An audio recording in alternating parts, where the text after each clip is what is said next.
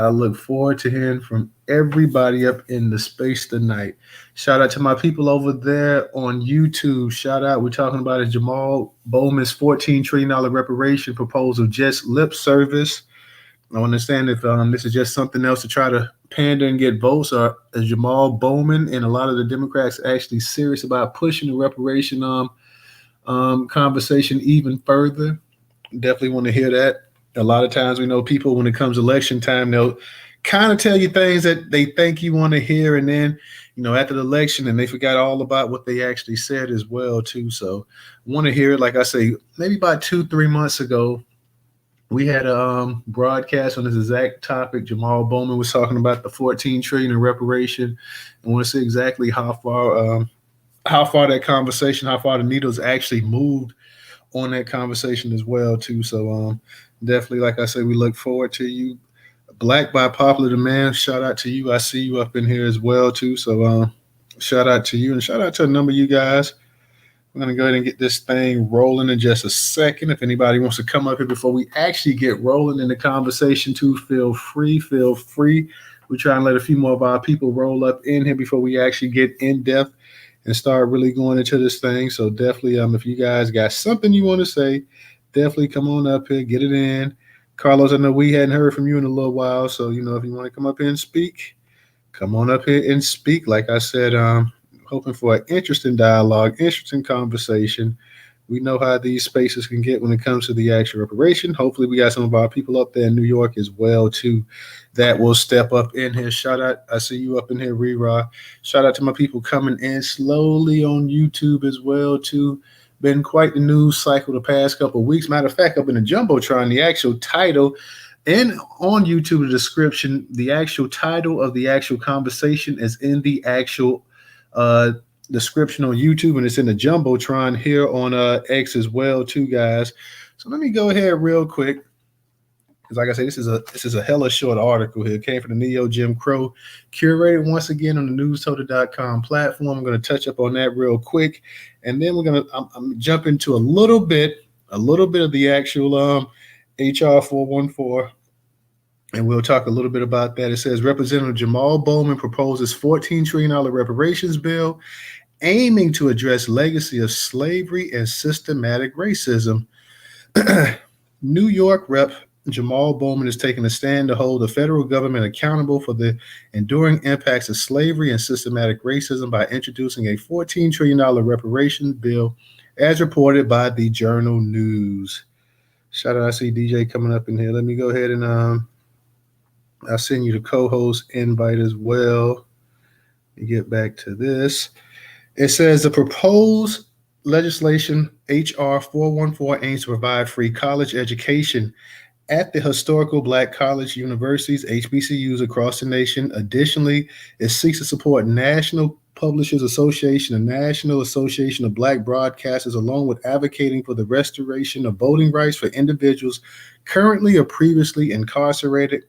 With approximately 42 million African Americans making up 12% of the U.S. population, Bowman suggests that if evenly distributed, each person could receive $333,000, potentially dispersed over several decades. DJ, I sent you the co-host invite, but I see this thing is acting up real quick. Are you up in the space? Yeah, I'm actually in here. I'm actually about to drop down on the stall, and I'll be right back, bro. What I'm going to do, real quick, before you do that, stay right there, because I'm going to close it out and then come back in, because, when you send out the co-host invites, it's about you can only invite two, so it means there's an issue. So real quick, don't leave anywhere. I'm going to go ahead real quick, and I'm going to just the actual space, and I'm going to still be on him. I'm going to just close it real quick and come back in. Give me 1 second. Guys, you on YouTube, hang out real quick. We just coming right back. All I'm trying to do is, so this thing, for ever having issues with these spaces on X, y'all know we stream them and stream them on from X to actual YouTube as well. So, all right. I am. What up, Mama? How you doing? Nigel right there. Carlos, I see you right there. Got another Mary in the room down there, down at the bottom. And shout out to you, Asia, right there. Shout out to everybody in the room. Make sure y'all share the room. Newstoter. Come up on Newstoter, the largest Black curated news on the web. We got 30,000 articles pertaining to our people. And go get that information, family. You know what I mean? And go come over ahead and start holding your own spaces. You feel what I'm saying? Monetize your own rooms. They'll keep telling y'all go get them tax IDs. You know what I mean? We can get this bread. Real talk. Make sure y'all got an account on social too, y'all. SOXCIL.com. All right. I'm back. I know DJ said you're going to drop now for a second. So while you do that, I guess I'm going to go ahead and touch up on a couple little things from this actual from the HR 414. Like I say, I'm not that the thing is 20 some odd pages. I'm not trying to read no 20 some odd pages, but I will touch up real quick on some stuff real quick. Let me take a look, guys. Give me 1 second. Give me 1 second.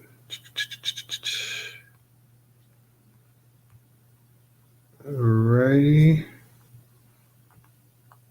So it says the resolution HR 414 recognizing that the United States has a moral and legal obligation to provide reparations for the enslavement of Africans and its lasting harm on the lives of millions of Black people in the United States, whereas Black people are and have always been human beings, yet the federal government has historically failed to recognize our dignity and humanity, whereas reparations are defined as victim-centered process by which survivors of atrocities and serious human right violations and their descendants have the right to seek restitution, compensation, rehabilitation, satisfaction, and guarantees of non-repetition for the past and ongoing harms.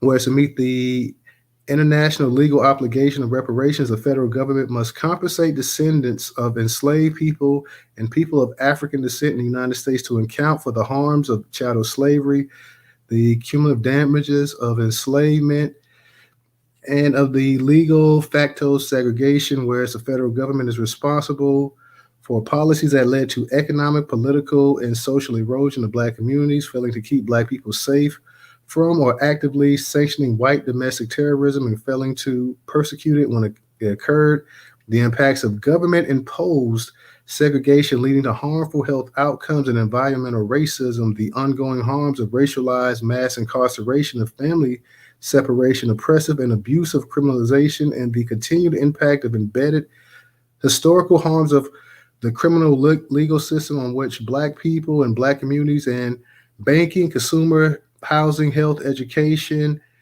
and employment discrimination, whereas reparations must be administered by the federal government to the descendants of enslaved Black people of African descent for sanctioning the kidnapping and trafficking of human beings, creating and maintaining a violent racial hierarchy, embedding slavery and other methods of economic exploitation into the fabric of society, of emboldening white supremacy with legal, social, and economic tools of control, whereas the full length of legal slavery's impact on Black wealth creation and well-being today included nearly 300 years of chattel slavery from the year 1502, when enslaved Africans was brought to Hispaniola and later their descendants brought to the United States territory to the year 1789 when the first Congress met, must be recognized and fully accounted for, whereas over the course of nearly 300 years, at least 12,500,000 Africans were kidnapped from their homelands by European traders and forcibly brought across the Atlantic Ocean in one of the largest forced displacements in human history, and at least 2 million did not survive the horrifying, brutal, and grueling journey across the Atlantic, also known as the Middle Passage, whereas forcibly separating Black families, often with members being transferred to the Caribbean, was a murderous and torturous reality for millions of enslaved people who had to endure separation from loved ones they could no longer talk to or keep in contact with, perpetuating deep psychological and emotional trauma, where Spanish colonizers brought enslaved Africans to modern-day Florida in 1565. Let me see real quick.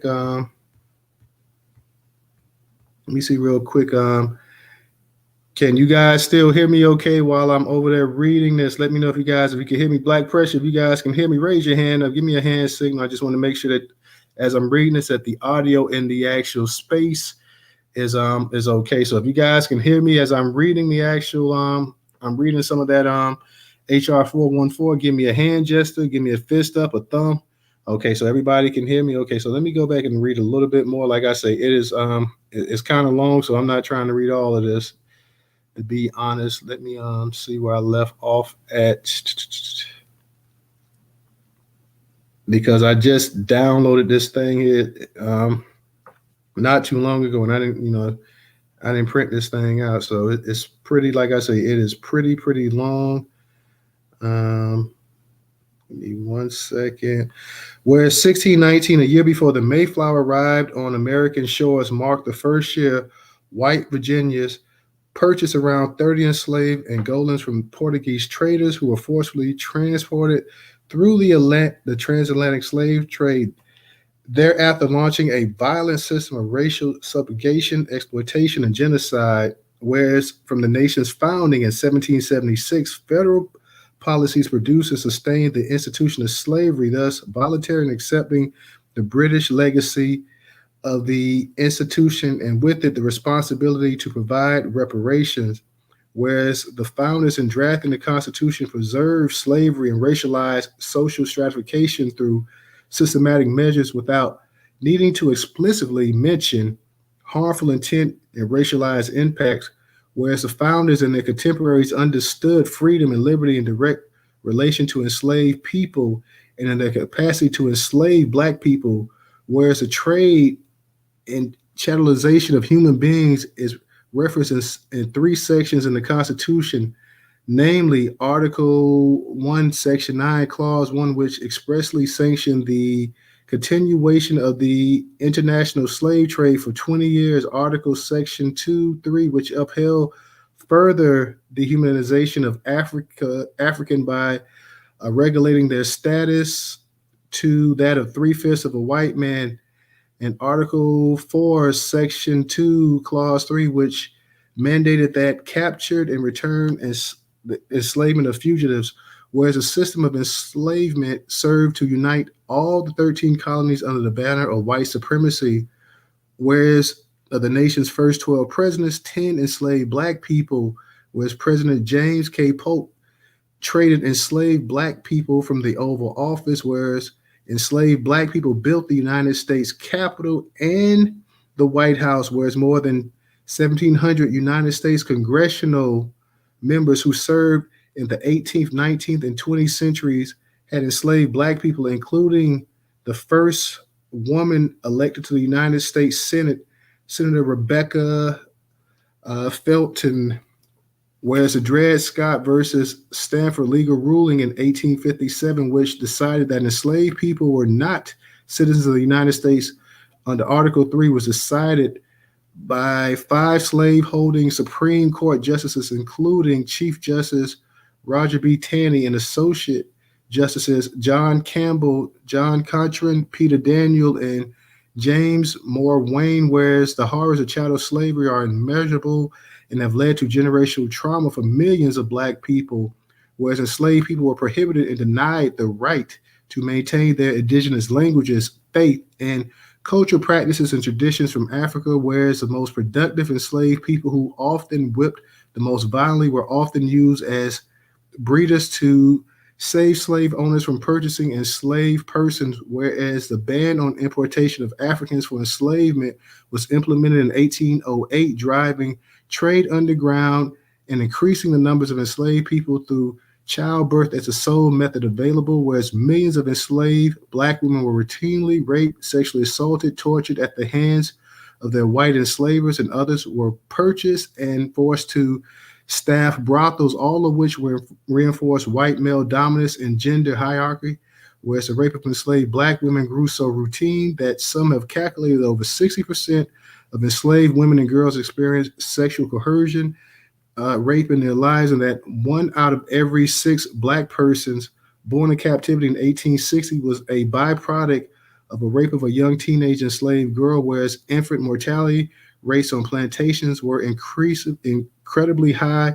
In the South, 50% of enslaved infants were stillborn or died within the first year of life in the early 1800s, whereas the enslavement of Black people became a indispensable economic driver in the United States, allowing white Americans of both the South and the North to enjoy the profit of unpaid and a dehumanization labor, whereas the enslavement of Black people in the country's commitment to using unflinching violence and oppression created an endless supply of labor-enriched white slave owners and their descendants fuel the country's economic while suppressing self-determination and wealth building for enslaved black people, and post-emancipation left newly freed black people with zero wealth and landless, with a lack of education, poor health, and severed family and homeland ties, whereas the economy of the United States was founded on the production of tobacco, rice, sugar, cotton, all of which planted, harvested, and produced by enslaved black people, whereas the economy of the United States in both the North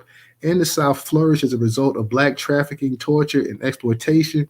Whereas while New York began to abolish slavery in 1799, New Yorkers invested heavily in the southern plantations, ensured enslaved people as collateral, produced the agriculture tools that were used in the South plantations, and funded the building of ships that were used to traffic enslaved people, whereas by 1831, the United States was delivering nearly half of the world's raw cotton crop as a result of chattel slavery, whereas from 1801 to 1862, the amount of cotton picked daily by enslaved persons increased 400%, whereas cotton produced by enslaved people accelerated worldwide commercial markets in the 19th century.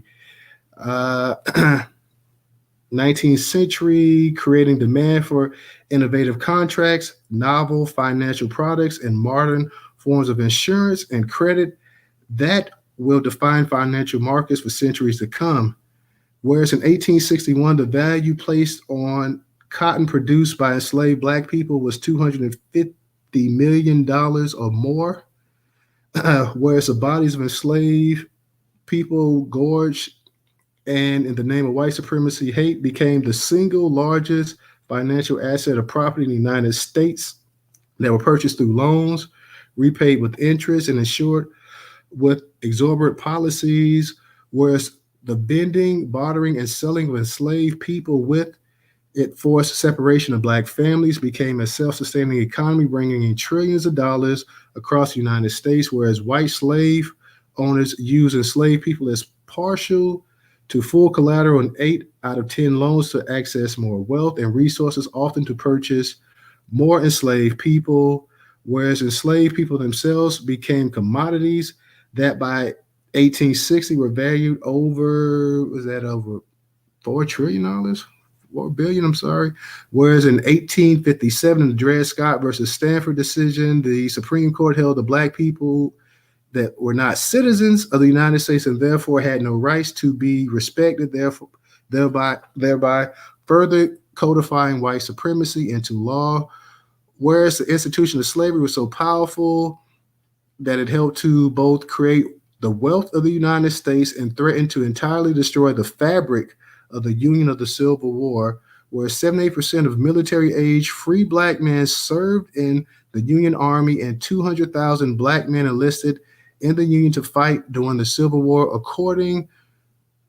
accounting for 1 in 10 Union soldiers, whereas Confederate soldiers often killed black soldiers rather than capture them, and also enslaved black war captives during the Civil War, whereas President Lincoln signed the Homestead Act in 1862, which by 1934, when the act ended, had granted more than over 270 million acres of land in the West to white people virtually for free, whereas even after the Emancipation Proclamation, Confederate soldiers ignored Lincoln's emancipation order and maintained the institution of slavery, whereas slavery did not legally end until 1865 with the close of the Civil War, whereas while the 13th Amendment is known to have abolished slavery, indentured servitude, it made exception for those convicted of crimes, whereas rather than shrinking after the technical abolition of slavery, Southern plantations increased in size. As example, the number of Louisiana plantations in selected parishes increased by 286% between 1860 and 1880, whereas following the Civil War in 1865, Confederate veterans founded the Ku Klux Klan, a group that would unleash genocidal violence and reign of terror across the country for decades to come, whereas the federal government provided reparations to white slave owners in the District of Columbia for the loss of human property through compensated Emancipation Act of 1862, while never addressing the need for restitution to the enslaved black people and their descendants. Whereas the Bureau of Refugees, Freedom, and Abandoned Land Bureau, also known as the Freedmen's Bureau, was established to provide economic and social aid to formerly enslaved black people in 1865, but was eventually looted and corrupted by white politicians and businessmen, resulting in its demise in 1872. And then more than 60,000 black people and organizations losing their deposits and having to wait years for only a fraction of them to be returned. Whereas Kelly House, a formerly enslaved black woman alongside Reverend Isaiah Dickinson, founded the Ex-Slave Mutual Relief Bounty and Pension Association in 1898 in a mass effort to pass federal pension legislation for formerly enslaved people, and whose efforts were ultimately shut down by federal agencies. Whereas an estimated 6,500 racial terror lynchings took place between 1865 and 1950, whereas in a series of outbreaks of race-related violence, an estimated 39 to 150 black people were murdered in 1917 in East St. Louis riots, and another 6,000 were left homeless, whereas the East St. Louis riots have been described as the worst case of labor-related violence in 20th century American history, whereas more than 200 black people were killed and another 6,000 were left homeless during the 1919 attack and lynching in Marbley, Missouri, costing $400,000 in property damages, over $8 million in today's currency. Whereas white supremacists deputized Tulsa officials raided, mob, massacred, and completely burned down nearly 40 city blocks of Tulsa Greenwood District, a self-sustaining black economy known as Black Wall Street, in 1921. Whereas white supremacists raided, mob, massacred, and completely burned down a small but thriving black community, Rosewood, Florida, in 1923, in addition to countless other black communities across the United States. Whereas the massacres of Tulsa and Rosewood were only two of more than 100 white supremacist massacres that occurred from the end of the Civil War to the 1940s, whereas black voters and political candidates were intimidated, harassed, and violently suppressed, and sometimes murdered for simply exercising their constitutional right to vote, whereas the participation of black voters in the electoral process were routinely suppressed by poll tax and literacy tests to preserve white supremacy, whereas the Supreme Court codified separate but equal doctrine in Plessy versus Ferguson, 1896, thereby allowing racial segregation laws to exist and enshrining a racial caste system in the United States, whereas not only were enslaved people never granted any form of compensation after the abolition of slavery, they were thrust into a near century-long legal segregation through Jim Crow laws, whereas after the emancipation laws that governed slavery were retooled into black codes to control free black people, thereby establishing a criminal legal system that sanctioned the continuation of slavery by another name. Whereas so unbearable were the black codes and brutality of Jim Crow that 6 million black people were displaced and forced to migrate to the north, seeking some form of safety and political asylum within the border of their own country during the Great Migration, known as the Great Displacement. So, like I said, I ain't trying to read all of this.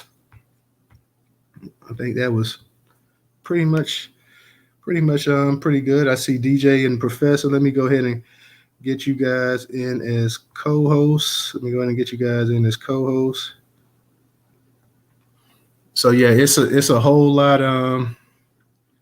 It's a whole lot more to read, but I think that was pretty much more than enough for everybody to understand, and pretty much everybody already knows. Professor DJ, I sent you guys the co-host invite. I see DJ accepted. Professor, you get a chance, you can go ahead as well too. Shout out to you guys. Ben Israel says, how do I join the panel? We're over here on YouTube. We're on YouTube. We're in the actual Twitter/X space, Israel. So if DJ gets a chance to go back over there, he can put the link in over there. But we're over here on X. This is a Newstoter Twitter space that we're streaming here on YouTube as well. Professor, I don't know how long you was up in the space. I was reading this actual HR 414. It was downloaded. It's like 20 some odd pages. Like I said, I wasn't trying to read all of that, but let me give a shout out to Miss Mary too for her contribution on Cash App. Thank you, Miss Mary. Professor, what's going on with you tonight?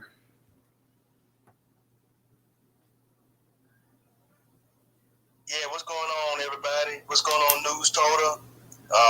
Peace, power, and reparations to you. And let me ask you this, man.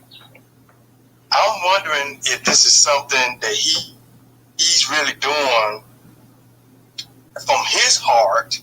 And notice what I just said now, from his heart, or is he being told to do this just to kind of give Black Americans some kind of hope that the Democrats are really trying to do something on our behalf? See, I'm just wondering about all of this. I'd like to hear everybody's take on that. Now, I'm throwing this question out there for anybody. Is he really doing this from his heart? Is he really on the Malcolm X tip where he's trying to do something to help us, his people?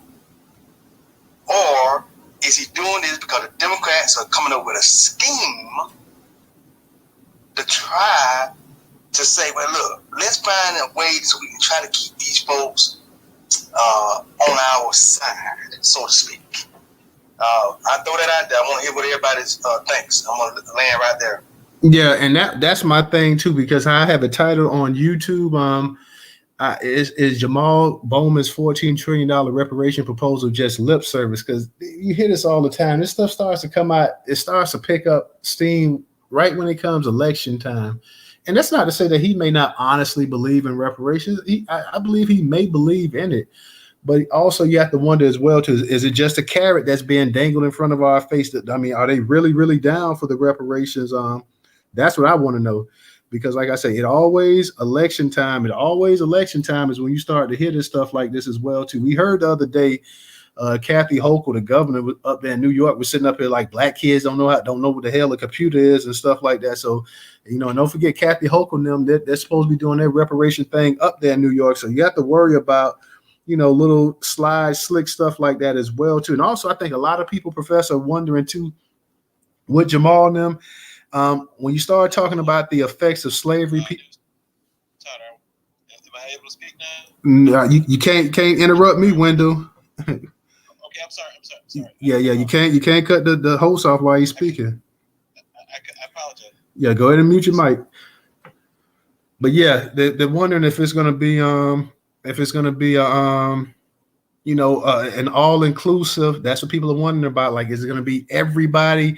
Because even in the actual in the article that I read that was really, really short, and even there they talk about the descendants of slaves in this country. Then they say people of African descent. So that's one thing that kind of they'll say the impacts of slavery and systematic racism and stuff like that. So people want to know, like, when we're talking right now about this reparation thing, we're not really, when you say the descendants of slaves, that should be good enough. You don't need to include anybody else in there as well, too. So that I think have people a little bit uneasy that they want to know, okay, if we're talking about the descendants of slaves, we don't need any other wording. We don't need any other language in this thing. The descendants of slaves, that's good enough. That works enough. We don't need to add anything or anyone else to it. We get exactly what you're talking about. Once you start adding other language into it, other verbiage, then it kind of confuses everything. It kind of mixes the pot up as well. So you got to go ahead and see that. Wendell, Ricky was first, and Black Boy. Go ahead and raise your hand, and we'll go ahead and get to you. But we'll go ahead. Black by Popular, and then we got you as well too. Let me give a shout out to Ronald for his contribution on Cash App. Let me go ahead and get to Ricky. Ricky, how you doing tonight? Peace, Newstoter. Peace to the room. Very important topic. I'm in Bowman's district. I voted for him in 2020. Met him at Lincoln Park in New Rochelle, and I asked him, I said, do you support reparations for ADOS? He dapped me up. He said, yeah. He said he's on board. Didn't hear anything about that subject. He's given a little bit lip service between then and now. but now they're finally coming with a bill. This guy can't be trusted at all. He's been nothing but a sellout. Not voting for him again. And any of these Democrats currently pushing these bills, they can't be trusted because of what they've done so far.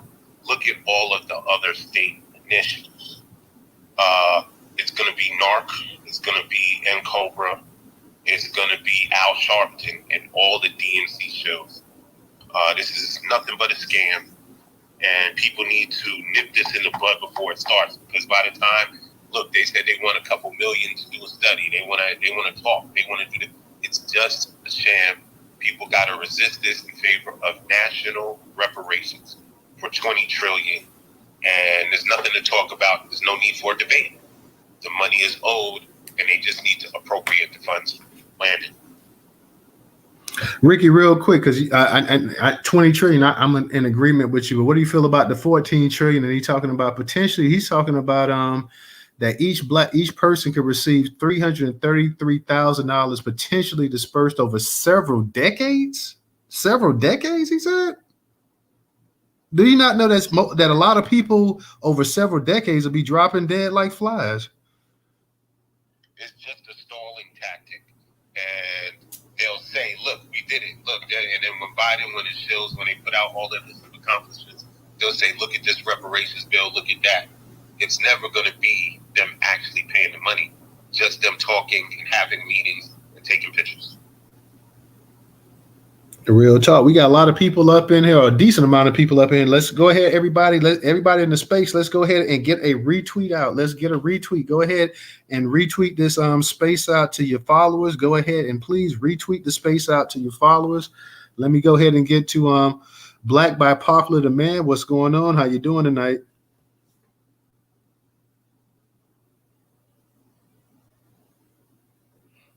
Black by Popular Demand. Are you there? Sorry about that. Thank you for your posting this. This is a very important topic, a timely topic. Hey, Black, do you have a headset on? Yes, I do. If you could, because we can barely hear you, could you take it off just for a second? Sure.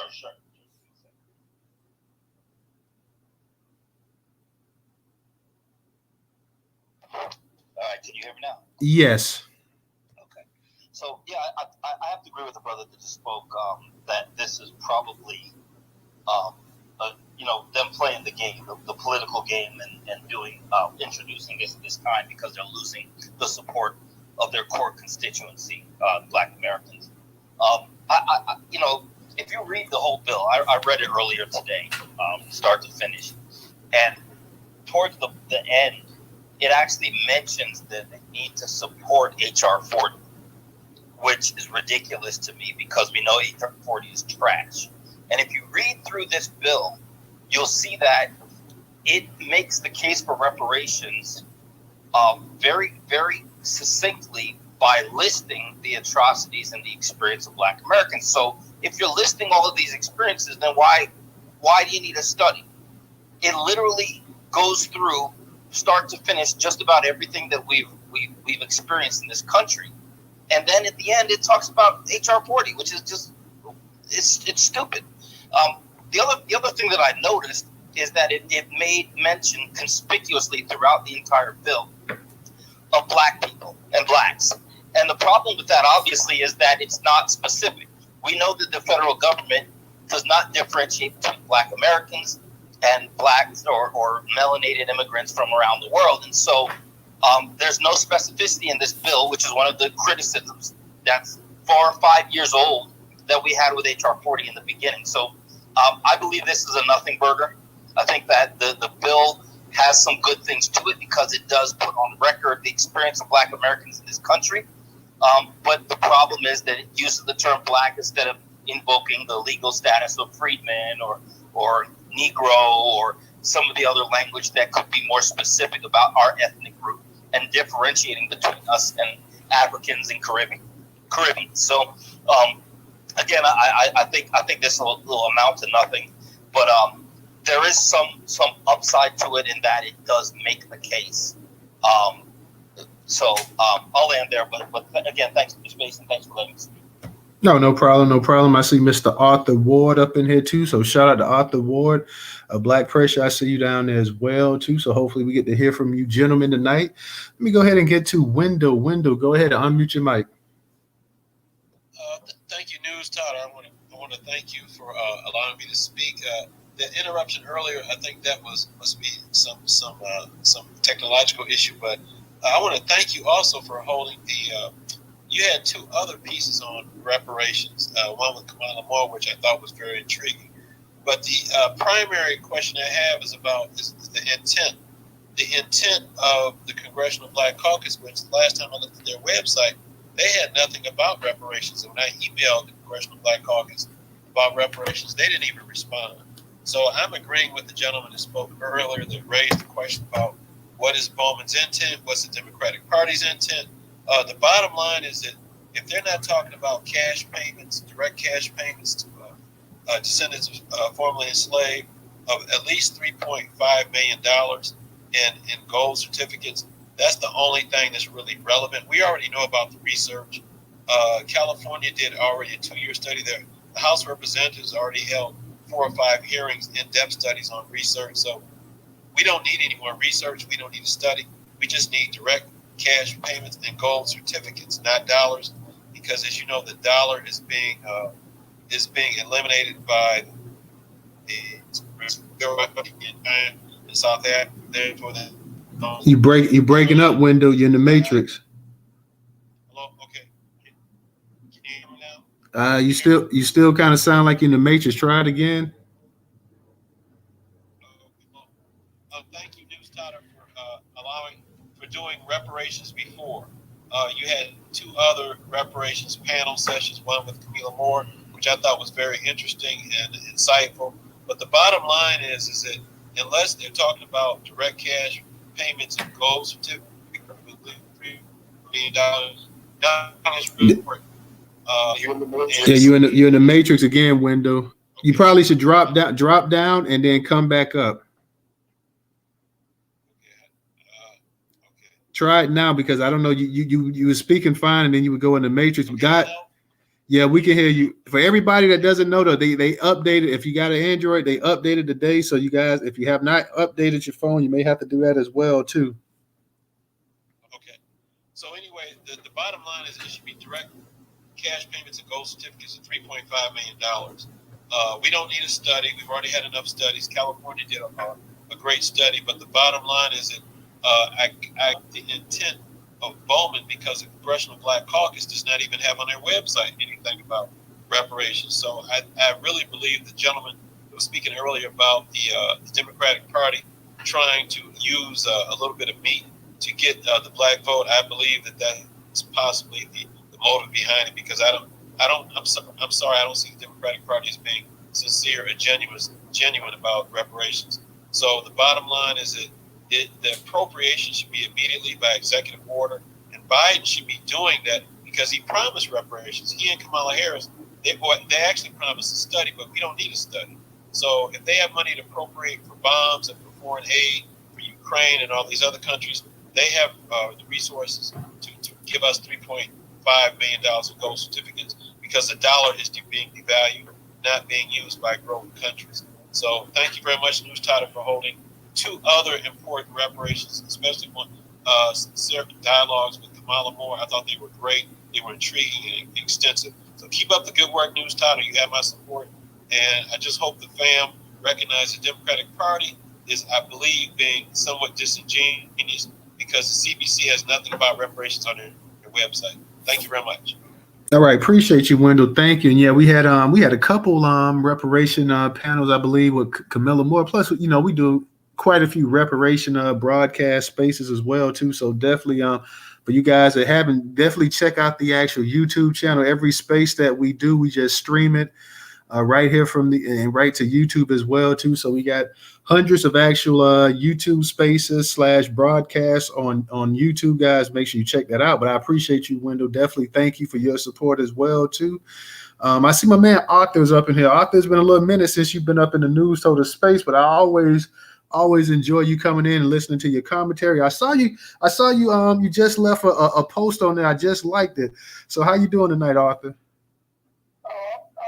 right, sir. How are you today? Oh, I'm doing good, man. I'm doing good. All right. Well, real quick, this is not serious, so we don't have to go too deep into it. This is just another ploy to get us back on the plantation. That's all this is. Not a Arthur, you got a headset on? Yeah, I do. You want to take it off? Yeah, take it off because the headset is kind of hard to hear anybody on the headset. So everybody, if you got a headset, we can't really hear you. It's a little it's mumble. So if you could take it off so we can hear you loud and clear. Okay, is that better? Yes, sir. That's much better. Okay. No, this is not a serious bill. This is nothing but a last-ditch attempt, amongst other things they're going to try before November, to get us back on the plantation. If it is serious, it will have serious language in it. Everybody that has any degree of constitutional understanding or legislative understanding knows that even the language of the bill, even if it were passed, would not stand up to constitutional muster, period. And we've already gone over this several times. It's a nothing burger. Don't be tricked by this. If it was a serious move to actually give us reparations via legislation, it would not be started under the auspices of something as flaky as an executive order. This would be the will of the president, the will of the Speaker of the House, the will of the Senate leader, majority leader, and the minority and majority whips in the House. So, I would not want this started up under something as flimsy and as killable as an executive order. It has to be serious from top to bottom. And even if something were started by an executive order, the House, which we definitely don't have Democratic support in the House, would kill it because they wouldn't allow the funding to happen. So that's all I got to say. Thank you. Thank you for having this space to support.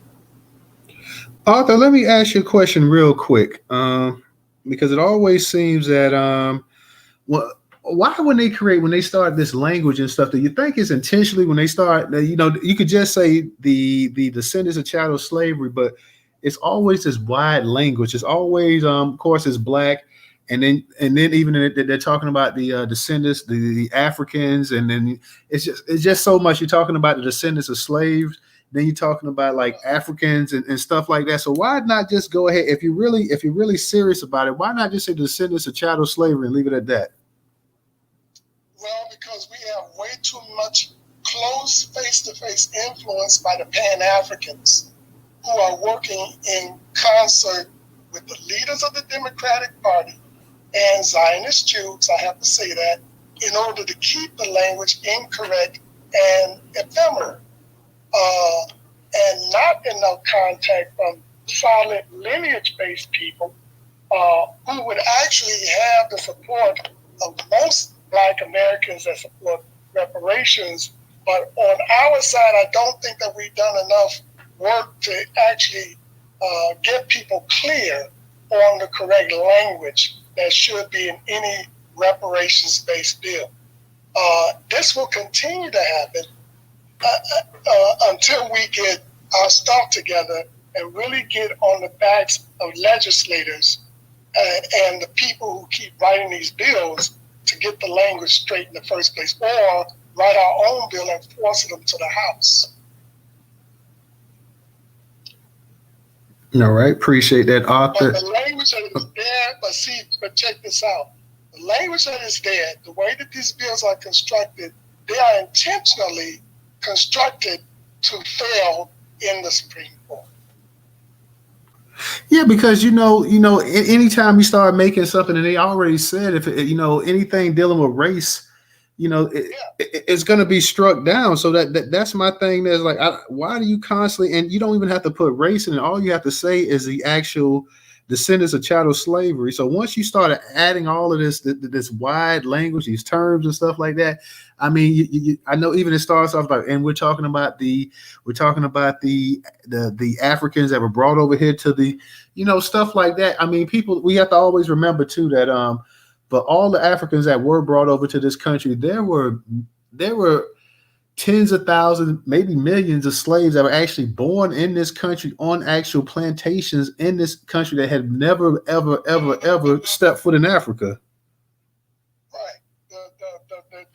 The first generation of Africans born in this country were not Africans. The first people that came off the ships were Africans, but their children were, at that point, were not African. That was the beginning of the ethnogenesis into the ethnic group that we call foundational Black American or freedmen or Negroes or whatever you want to call them. Because at that point, we were mixing with other African tribes that we would not have mixed with in Africa. In addition to mixing with white people. In addition to some mixture of Native American. In addition to Aboriginal Blacks that were already here before the slave ships even started. So we're a new race, and after the first generation that was born, we were not African anymore. That's true. That's real. Yeah, I mean, and that's what I'm saying. It's just when it starts off like that, and you're talking about the descendant, talking about African slaves that were brought here and stuff like that, and then it just really, and I take nothing away from the African slaves that were brought here, because there were some African slaves that were brought here. I would never deny that, but at the same time, most of the people that when you look at the slavery and stuff like that, most of these people were actually bred. It got to the point that they just were breeding slaves left and right on these plantations here in America. Right, and this is why we have to establish ourselves as American, because happening simultaneously as this ethnogenesis was taking place within our group, it is coexistent with the foundation building of America. That's why we can't go anywhere. That's why we have to take a stand right here. And this is why we have to get our cut of the proceeds. See, you got to remember always, too, that America is only one of 5 places in the world that was specifically created as a commercial construct. That's America, South Africa, Hong Kong, Macau, and Singapore. These 5 places in the world were specifically founded as commercial constructs. And we are the foundation of the commercial construct, the economic system that we call America. So this is why we can't allow ourselves to be pushed around and played with by nuts like Jamaal Bowman and Corey Bush and Sheila Jackson Lee and Ron Daniels and Cam Howard and Robin Rue Simmons. All of these people are making money off the issue and keeping the legislation skewed so that the issue continues. It's kind of like the race-based reparations crowd are operating just like the drug companies. You know how they make money off the sickness, but not the cure.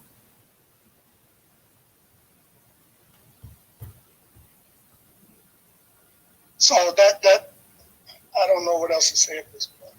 Yeah, I appreciate that. I'm going to let the other people speak, huh? No, you're good, Arthur. I wanted to ask you one more question before you left too. And based off of what Jamaal Bowman said, he's talking about $14 trillion, and he's talking about $333,000 to the actual descendants. He's talking about potentially dispersed over several decades. He didn't say over a few years. He said over. Fuck that. Language, though, Arthur. Language. But go ahead. I'm sorry. You know what? First of all, Jamaal Bowman is quite familiar with Dr. Darity's work. I know because I personally sent his books to him. Okay, he's read them.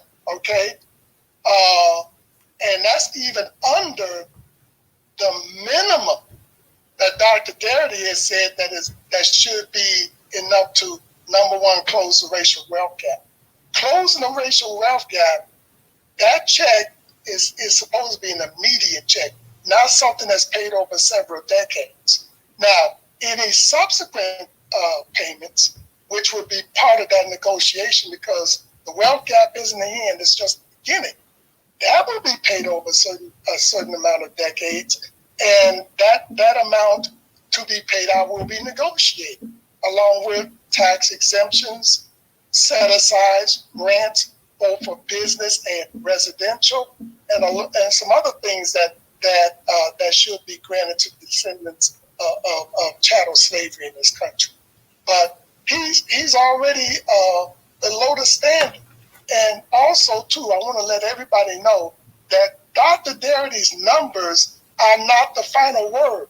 He's always made it clear, at least to me, that that's the minimum that should be accepted as reparations. He's even below that. So his marketing has already disqualified him amongst those that know better.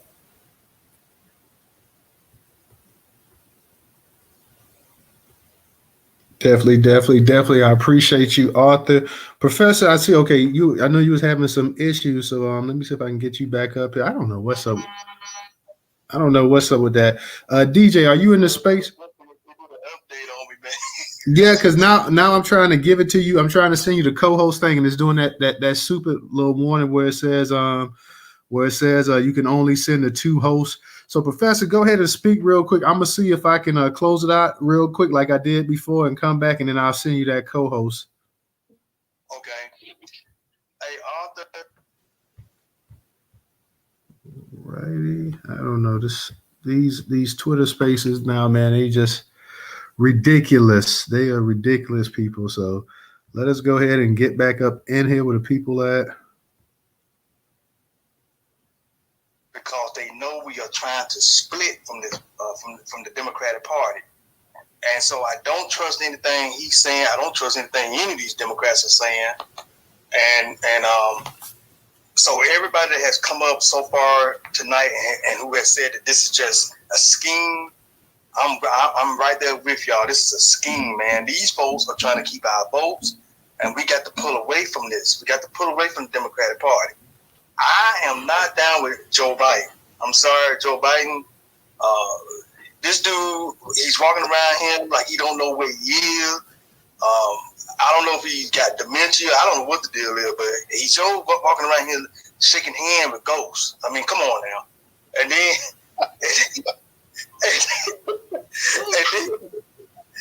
you got Trump, who basically acting like he gonna set up some concentration camps for us. So if you're a Black American, if you sitting back looking at these 2 old ass white men, who do you vote for? I tell you where I'm at on this. Neither one. I'm not voting for either one of these son of bitches. Hey, Professor, remember the language now. I know. I'm sorry, y'all. But I can't vote for neither one of these guys, because you got one who is walking around here like he's a zombie, shaking hands with ghosts, and then you got another one who's walking around here acting like he's gonna set up concentration camps. Y'all got to be cognizant of where we are in the times that we are in, because I'm just gonna tell you the climate right now, y'all. The way I'm feeling about all of this is Germany. I want you to just think about what I'm saying is Germany now, because Germany, what did these folks start doing? They was like cult members over there for Adolf Hitler. Remember that. They was like cult members over there. These folks believed everything Adolf Hitler was saying, and he made them think he was a god over there, okay? And this thing, you got concentration camps everywhere, okay? Just telling you. Well, okay, let me pull back. Hey, real quick, Arthur, before y'all go ahead, I just want to give a shout out. We got ISUPK Captain Tazaryak up in the space as well too. So shout out to Captain Tazaryak in the listener section. But go ahead, Arthur, you got it. Okay, let me. Since the day of Martin Luther, and I don't mean Martin Luther King, I'm talking about the religionist Martin Luther in Germany. Anti-Semitism has always been rampant in Germany. And so when people blame the Holocaust and the concentration camps on Hitler, no, it's not Hitler. Hitler was actually carrying out the will of the people, of the non-Jewish German people. What happened to them in the concentration camps is something that the German people has been wanting to happen to the Jews for many, many years. It's just that Hitler just had the balls, I guess if we can put it that way, to actually facilitate a way for the people of Germany to exercise their will. Otherwise, if the people didn't want to do that, would not have happened, whether under Hitler or somebody else. So I just wanted to make that clear. Well, that's why I'm with you, bro, because that's what the climate is right now. If you can just feel it in America, where's this climate at right now with white people, how they are feeling about us and how they have always felt about us? They want us out of this country. Now, that could mean putting us in concentration camps. That could mean finding underhanded ways like the healthcare system to get us out the way, or that could be the criminal justice system, y'all. What we keep talking about in these spaces, the police, because you got the legal way to execute people, right? See, so this is something that we as Black Americans got to always be in our mind. Arthur, man, you hit it right on the nail, bro. Real talk. I see we got a new speaker. We got No BS up. So No Bull, how you doing tonight?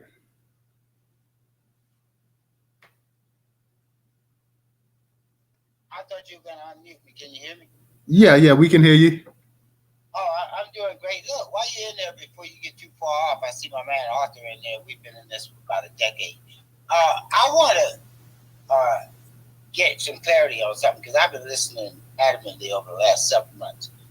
When I hear people say they're going to leave the Democratic Party, I assume that means you're either going to be like Mark Carter and turn red, or you're going to be an independent.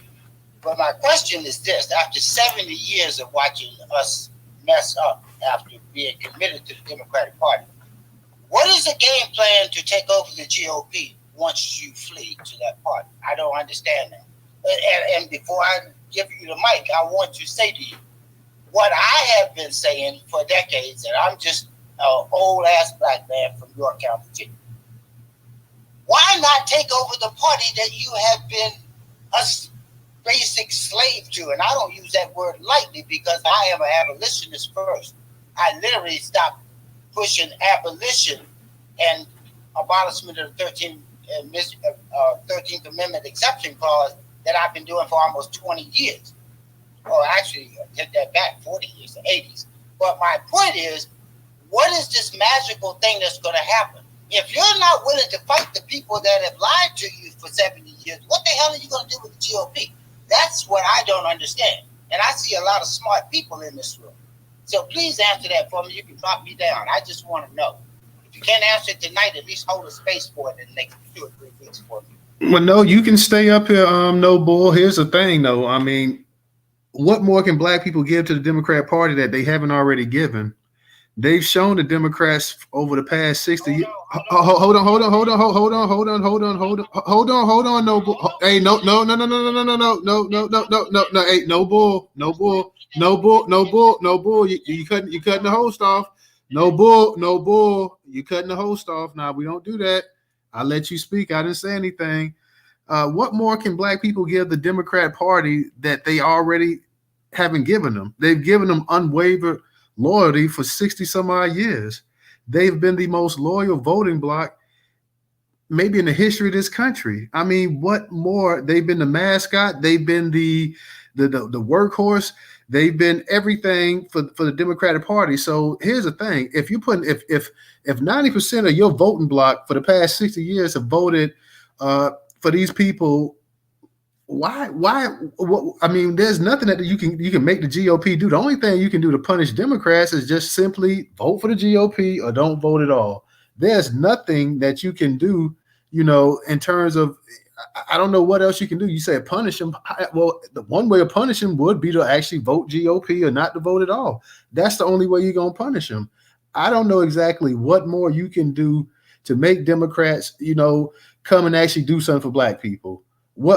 Somebody in this space, tell me what can we do to make the Democratic Party? Because most of us in this space, most of us, not all of us, but most of us come from families that have been voting Democrats for generations.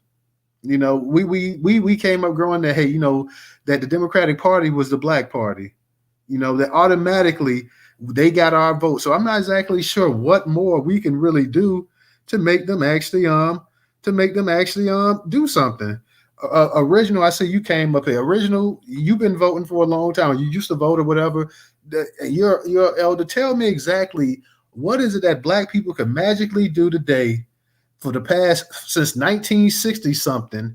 And people forget too, Black people are always loyal to the Republican Party as well too. For the few Black people that could vote because of Lincoln, they were loyal to the Republican Party for years. They were loyal to the Republican Party all the way up to FDR started coming. And then they kind of switched some to Democrats then. And then it took even more so in the 60s. So original, I know you up here. I know you don't have your hands up, but like I said, you're an elder. Tell me exactly what can the Black people do to go ahead and actually make Republicans do something? Make the Democrats do something that they haven't done for the past 60 some odd years. Hold that road. See, once again, now remember Newstoter, it was about a couple of weeks or so ago, I told you about Rutherford B. Hayes, Republican. He pulled the troops out of the South. Then you had William Taft, Republican. He said that voting should be based on educational level. And then Du Bois had Black folks to vote for that degenerate racist Democrat, Woodrow Wilson. But prior to that, in Lerone Bennett's book, Forged into Glory, and let's not forget that Abraham Lincoln said, Republican Abraham Lincoln, that people give all this credit to, he said that if he could keep the Black people enslaved and keep the Union together, that he would do that as well. That was an option for him. So the way you do that is that you hold your vote. Because, and I know some Black people are saying they want to vote for the Republican or whatever, but only thing I say is that make sure you get some tangibles for your vote. Because these people don't change. See, we have the former governor here in Georgia, Roy Barnes. See, several election cycles ago, you had this guy named Michael Thurman. He was the head of the Labor Department. This is a constitutional position. So he was in that position. So he left that position to run for U.S. Senate. See, I'm going to tell you how white folks operate. It has nothing to do with them being Democrat or Republican. So Roy Barnes is a Democrat. Michael Thurman is a Democrat. But Michael Thurman he's a Black man. He was running against Johnny Isakson, who was the U.S. Senate. So somebody asked Roy who he was going to vote for. I don't know now. I've been knowing Johnny for a long time. But see, he and Michael Thurman are in the same party. So you have to question who you're going to vote for. And Black folks said, what? And he lost that race. So the best thing that you could do, and see now, there's the guy that's over Fannie DeManey's case. What's his name? McAfee, Scott McAfee. Roy Barnes is saying he sent me a text. Somebody sent me a text basically with his name on it, stating that he didn't support Scott McAfee. And I'm going to reply to it. This sounds like the Michael Thurman issue all over again, because there's a Black man. He's like what you would call a conservative Democrat. His name is Robert Patillo. I don't know Robert personally, never met him. But he has been a talk show host, and I was in agreement with a lot of what he has to say. He wasn't just out there like the so-called liberal Democrat. But once again, see, Roy Barnes is this Scott McAfee. He's a Republican because Brian Kemp appointed him to that position. when somebody left or died or whatever. So once again, Roy Moore is going to support Roy Moore as the Democrat is going to support the Republican. So I think holding our vote would be better than the only way you run to another party is if they're going to provide you tangibles. And Newstoter, you mentioned this $300-something thousand that Jamaal Bowman said. And see, you can tell they're playing because when you say, like you said, paid over several decades.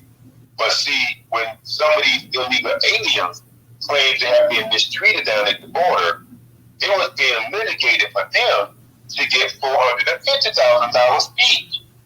So, and make no mistake about it.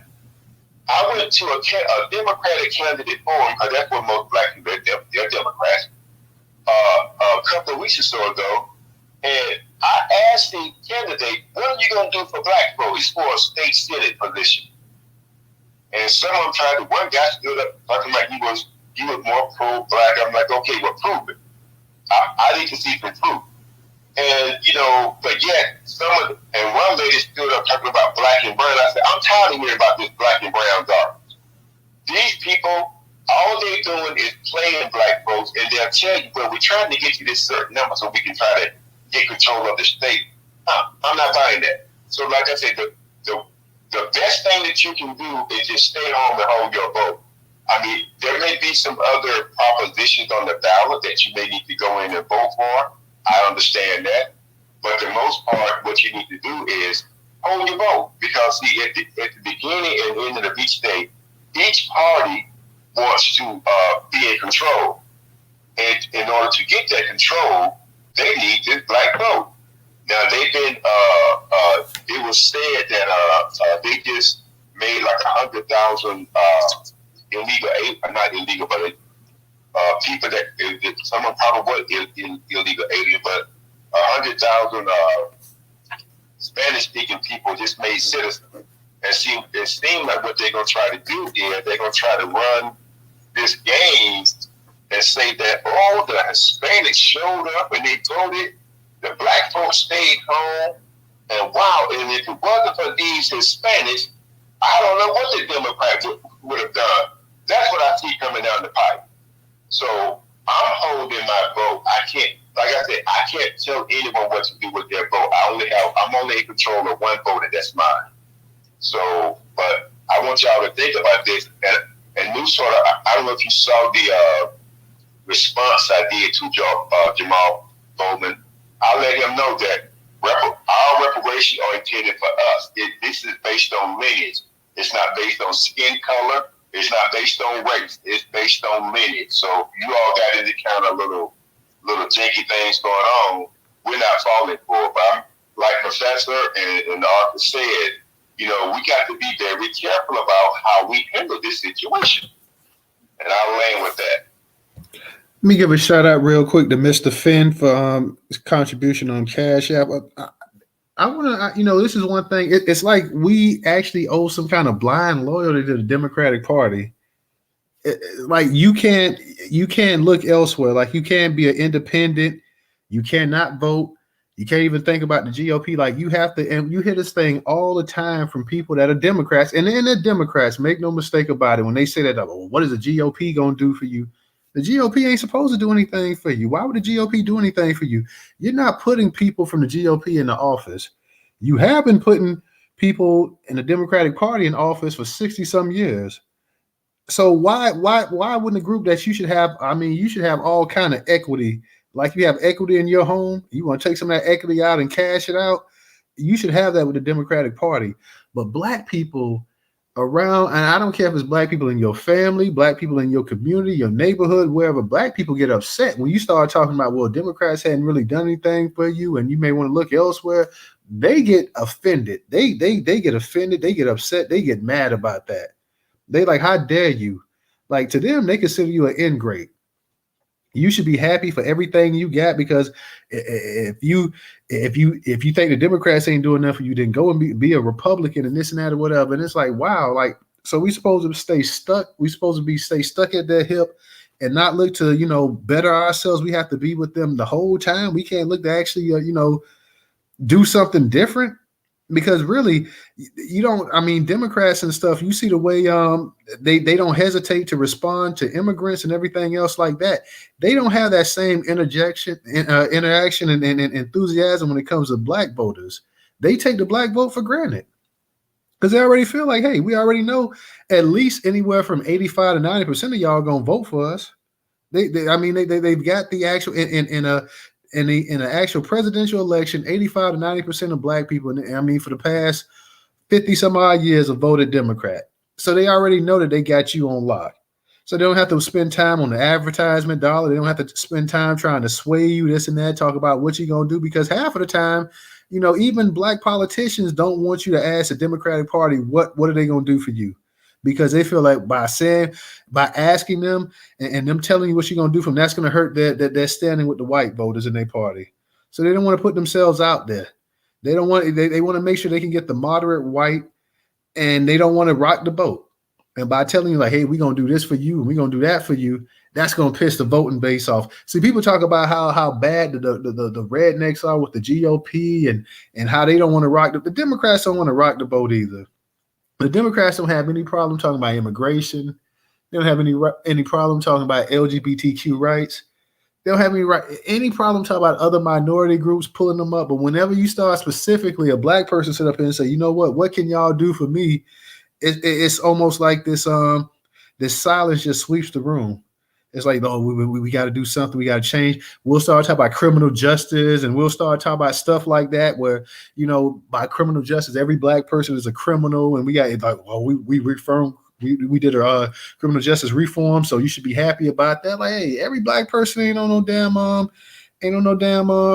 no criminal. Or when they start talking about, well, we did this and we helped get the insulin prices down. And mind you, that's a great thing to get insulin prices down. And yes, a lot of black people, you can say, disproportionately impacted by having diabetes. But black people aren't the only people in this country that have diabetes either, and they're not the only people that use insulin. So, but whenever you say something specifically for black, you got other black people. They have been like the actual gatekeepers. Like, hey, don't you say anything? Don't you rock this boat? You messing everything up for everybody. Arthur, go ahead. You got it.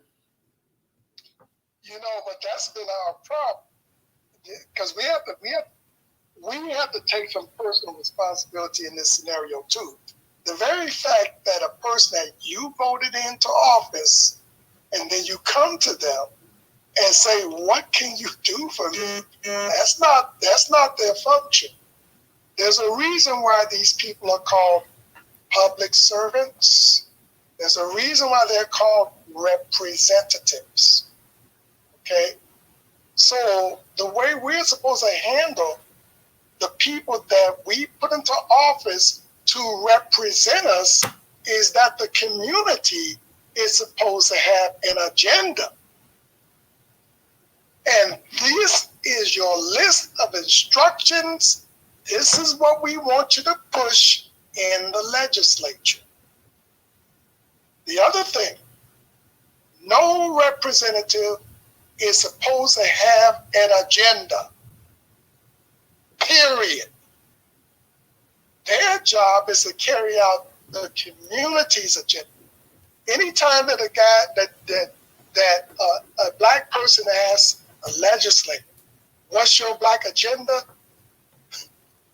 That is a naive person talking to a politician. So part of the problem is that we do not formulate, generally, I'm not saying everybody, but generally, we as a community do not formulate agendas and force these agendas into the hands of our legislature, into the hands of our representatives. And if they don't represent us properly, then, their job is on the line. So that's all I got to say. Appreciate that, Arthur. Thank you. Let me give a shout out real quick. Professor, thank you for your contribution on PayPal. Arthur, what's the feeling up there? And because I know Chicago, you up in Chicago. I know you, Mark. I know a number of you guys are up there in Chicago right now. And I know with the whole immigrant situation up there and everything else, how is Chicago looking in terms of we hear that Chicago's turning red and whatnot. What's the word up there in Chicago in terms of black people, the actual temperature when it comes to this upcoming election in 2024, this presidential election? Well, it's either Trump or independent or the couch.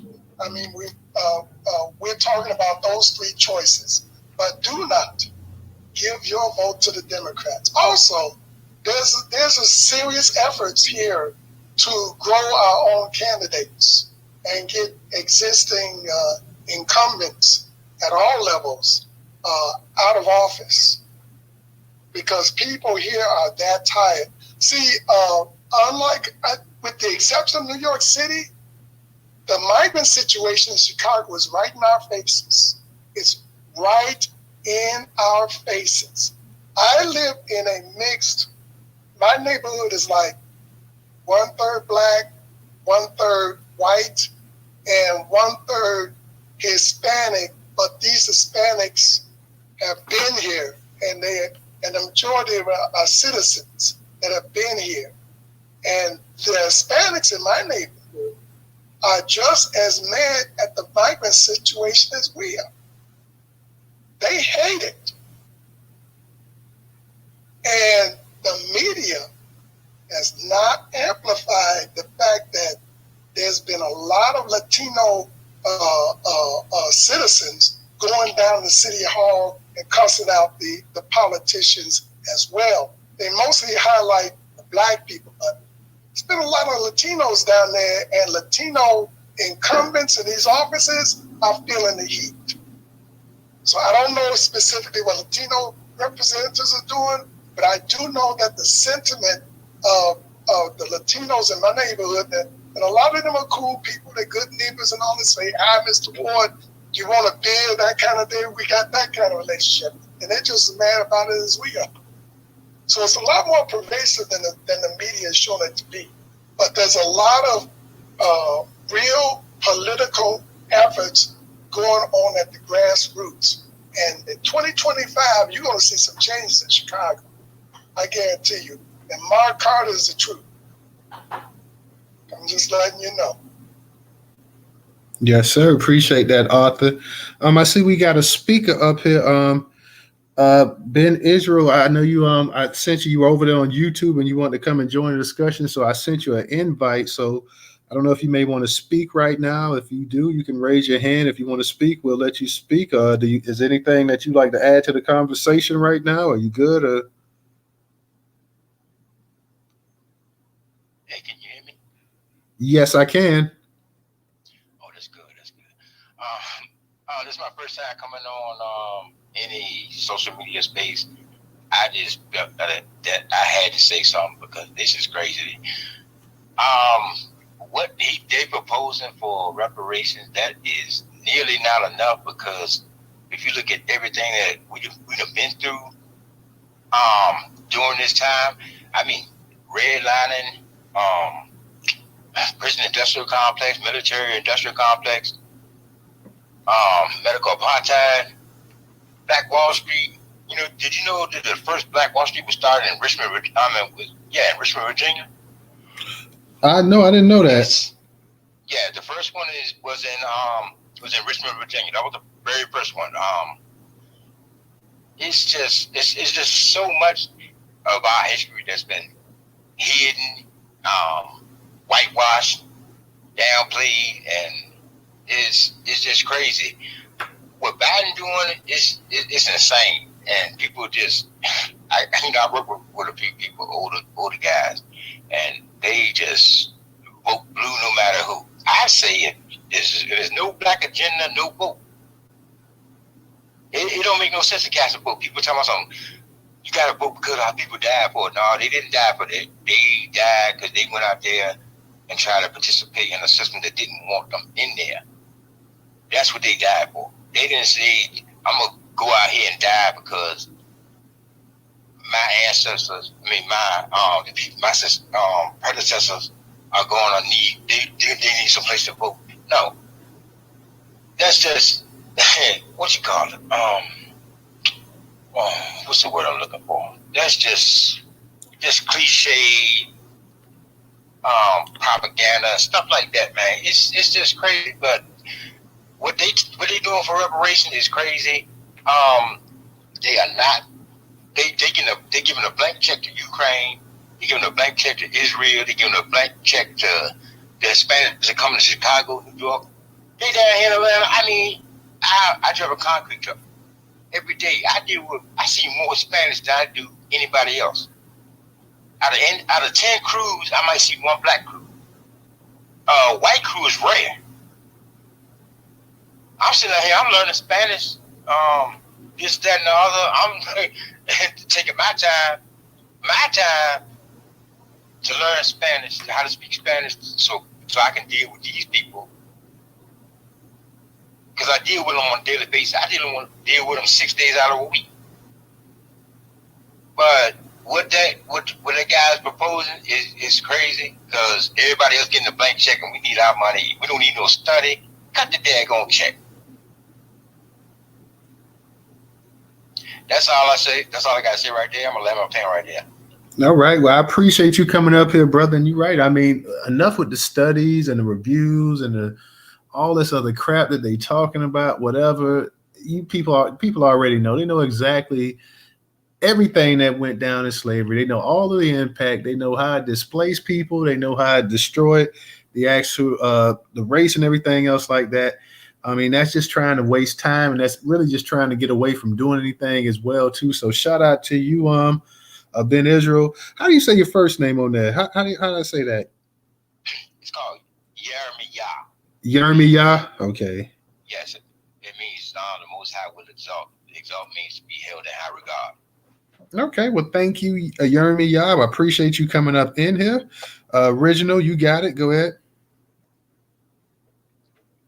So I want to share this with you. I know I shared this in another space, but I had compiled some information regarding the Congressional Black Caucus in their districts. And you have some of the districts like, I don't know if he's still in Congress, but some of these districts, like the one Dwight Evans of Philadelphia, his district is 61% black. Terry Sewell in Alabama, her district is it's over 60% black. And you have this guy, remember the guy that was he was the chair of this January 6th committee, Benny Thompson. Benny Thompson in Mississippi, hold on for a second. Benny Thompson district is over 60% black.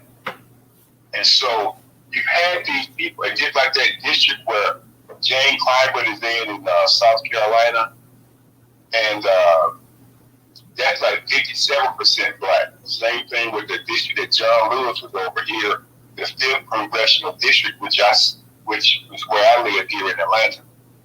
And so, but see, you have these people, they make these black folks, they make these excuses that they can't come out and be pro-black because they might have been white people. And this is on the local, state, and federal level. But yet, when you look at the demographic, the demographics of their district, it's amazing. You had this lady, Marcia Fudge out of Ohio. She was over the 11th district in Ohio. And in that district is 52% black. Black people outnumber the white, the Asians, the Hispanic. And yet she came out in 2014 and she said that she can't, that she don't just only represent black folks. See, they talk to us as if they just hate us. So if they could be elected by white folks or others, they will represent them so vehemently at our expense. You would think they were the Klan member with a hood and a sheet on or whatever. You know what I'm saying? But I'm going to try to update this information as soon as I can, so that people can understand that looking at start putting the demographics in these districts where you got these black people, and especially the Congressional Black Caucus, because a lot of those districts, they are majority black, but then what did Dr. Anderson tell us? He said even when blacks are in the majority, these fools act like they the minority. They don't want to do anything for black folks. So I just want to share that so people can get people have an idea as to what these people are doing. Like this guy, I don't know. I forget which district Jamaal Bowman in, but what this district I think is majority white, and I think it's 40% white, 19% black, and then I think it's like 6% Asian. And as I told him, he supported the Asian hate crime bill, and I also said that more than likely you're gonna vote for this anti-Semitic bill. See, they have no problem. It's like the pronoun you. When it's not in a sentence, it is understood that you are going to support all these other demographics, and it is also understood that you're not going to do a damn thing for black folks. And that's why I say stay home, let them crash and burn, because if they can give money to Ukraine and all these other people, and like I said earlier, if it was litigated that the illegal aliens who claimed that they were mistreated at the border under Trump, they were litigated for them to get $450,000 each. But he's gonna come up with this sorry $350,000 for us. If he don't take his little sorry step somewhere and sit down, he better. So people, just start pulling this demographic information, and I'm gonna try to update this so I may be able to share this with some people, and then you can go ahead and do what you may want to do with it or whatever. But it's information that we need to have in our arsenal when we confront these people. Say, look, this is what your district members are. So you need to step your game up, because we're not having it. We're gonna run you up out of office, and that's what we need to start doing in our land. All right, appreciate that, Original. Appreciate that. DJ, are you up in the space?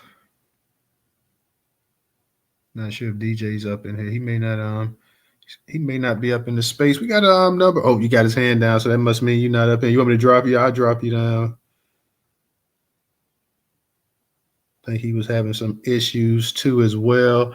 Professor, is there anything you want to touch up on? We got a number of you guys up in here. If you guys want to come up in here and speak as well too, feel free.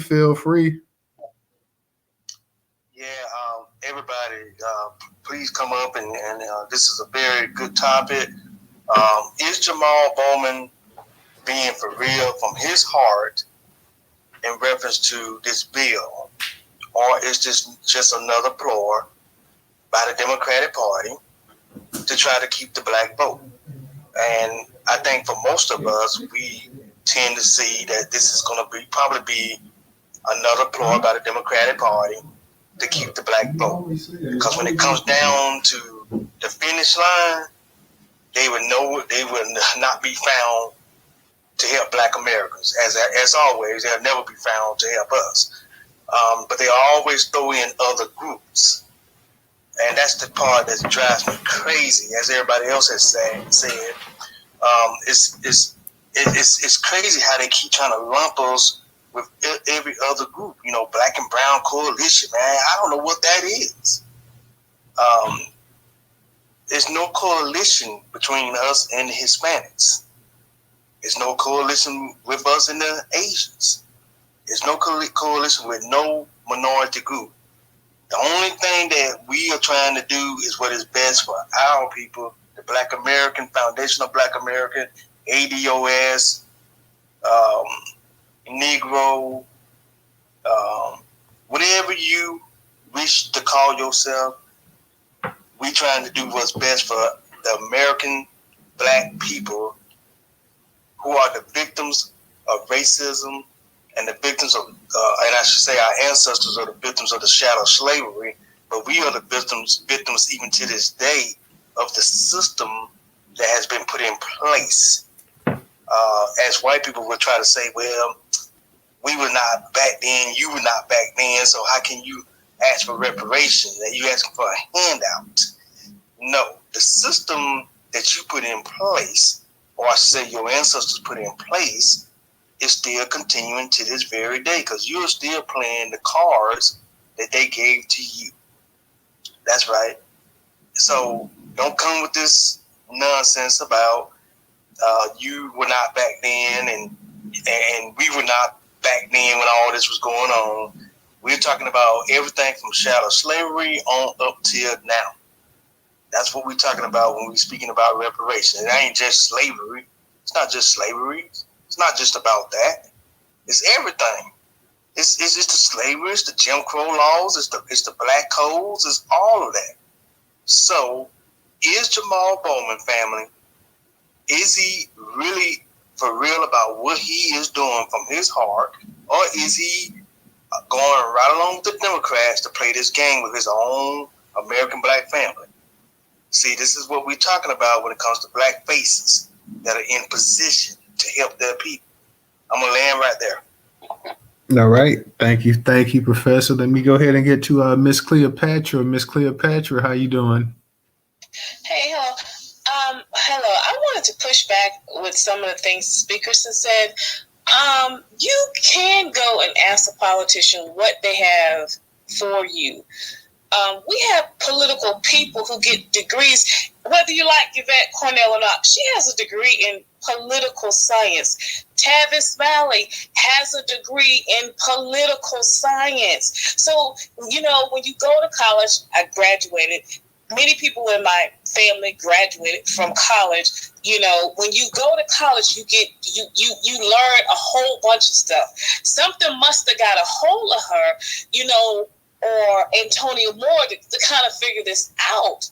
I did my way through economics. I was struggling in economics. Sandy Darity, he's an economist. And, I think that it should be more so encourage people to get degrees in policy. Andrew Young, M.L. King, right-hand man, has a school of policy. He has a school of policy. You can go and get a degree in political science. Sometimes when I'm listening to some of us up here, I wish I could push some of us into school, into those positions. You had some of the Caribbeans or somebody in Clubhouse, I was going back and forth, and he was saying, you can get a degree in American government. He was saying, well, I see a lot of people over there. I don't really see a whole lot of Black Americans. That may or may not be true, but there are lots of places named after our ancestors that can definitely help us, because policy is what got us here. I did not know anything about Pew Research. I would love to work for Pew. I would love to work for the Brookings Institute to put down some of the data of what is going on within the community.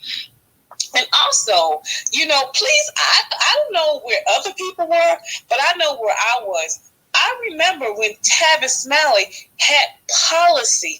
He listed things he wanted Obama to do. He stepped up. I respected Tavis so much because he said, number one, I'm not going to dog out Michelle. He said, I'm going to leave her alone, but I'm coming after you. And you know what Obama said? I'm going to send Michelle to come talk to you. That's what he said. I got the receipts. I can send them to anybody within the next day. If you want to see, Tavis did his due diligence. Now you have some of us, because we have access to the internet now.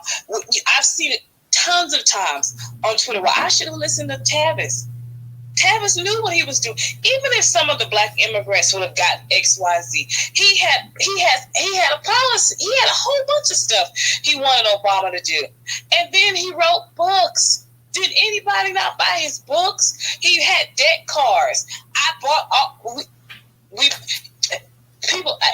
a lot of people bought that stuff. I'm not the only one who purchased it. And it may be in a bargain bin right now, but I am not the only one that purchased it. We look to those people who have those degrees to kind of guide us politically. He did what he was supposed to do. you know, and I feel like we as a community, we wanted to respect Obama. We wanted to give him some grace, and that was the last thing that we should have done. We should have nailed him to the wall. John Conyers, the guy who put the HR 40 together, Obama wouldn't meet with him. He told him no. So what was he supposed to do? What are we supposed to do? And now Obama has created a mess. You have some of us very upset and hostile. I think some of us should go back to college, get degrees in policy, get degrees in political science. You have Black immigrants sitting at Pew making decisions. I mean, it's insulting. The people who sold us come here and can tell us if we can get in and get out. These are not tethers. These are usurpers, and they're here to take over. I will say they are here to take over. You know, and Obama led the way. He was the king usurper of them all. And then I just wanted to kind of wrap this up. For me, I would like to see some of us get those degrees in policy. If you want to talk about white people, police, I'm around men all day, men dingoes. I see a big guy, I say, join the police force. There's, that should be something that should just be mandatory for us. If you are a man, you should join the police force. See what that is like. You know, I've worked around a lot of police officers. And I mean, you know, at the training that they have to go through. I was in a room somewhere, and they had all the countries of all the police officers that were there. They were from all over. And some of these people aren't going to handle us with care. If I could, that would be a place where I would put a lot of Black males and women too, in those positions. Because, you know, no, we need to be right there. And you move up the ranks to captain, because it's just a matter of time before some Nigerian is the police department. He's chief of some department somewhere. You know, it's just a matter of time. You can't. We're saying, you know, well, the police is no, they're not. If you know anything about public. What they do, they're here to serve the public. Of course, some of them may mishandle us, whatever, but they're here to serve the public. And I'm disappointed that the NAACP and the Urban League haven't pushed men in that direction of being police officers and saying, this is what you need to do for the community, even if it's just 4 years of your life. In certain countries like Korea, you have to sign up to be in the military. And then the other thing is, I think one of the hosts of someone said, white people is trying to get us out of here. You know what? We have this up and down relationship with white America. It is just the way it is. If you look at my picture, all that dental work, that was done by white dentists. We have an up and down relationship with them. We are free because some of them and our ancestors push for it. You can go out here and see this man. He doesn't even have a leg. He's missing a leg, and he's a white guy, and he's marching with Martin Luther King.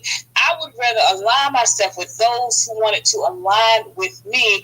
We're not going anywhere. I mean, where are we going? You know? And people can joke about us getting deported.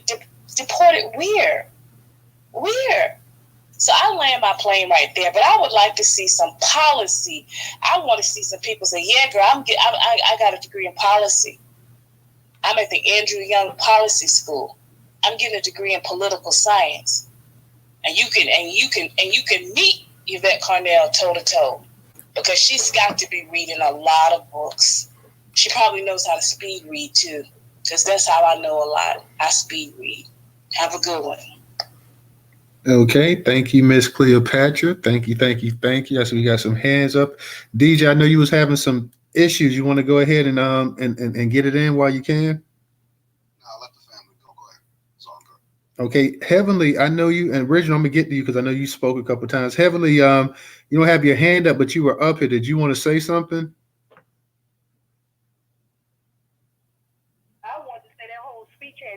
the titles. We don't have time to be going to school right now. We're in a situation now, not 4 years from now. All right. Thank you, Heavenly. Let me go ahead and let me get to you, Aunt Lai. Aunt Lai, how you doing tonight?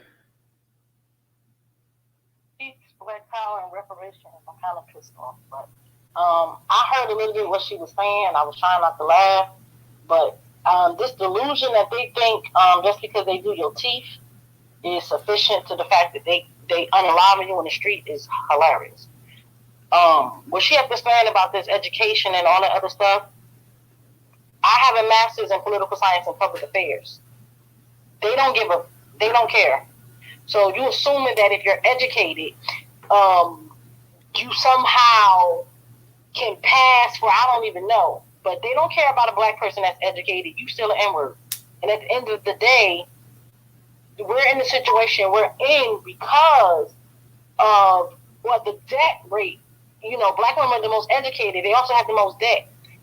So when we talk about like solutions to problems, we have to be realistic and not in this fantasy world of we thinking we're going to educate ourselves into peace. When they unaliving us, the man is in the military and they just unalived him in the wrong place. So I'd appreciate it if we have some people with some, and I don't want to say common sense, but common sense when it comes to what we are facing. Because we can still be in the delusion and still be in that dream state. That's why they're unaliving us like it's a sport and it's going out of style. Education don't mean anything.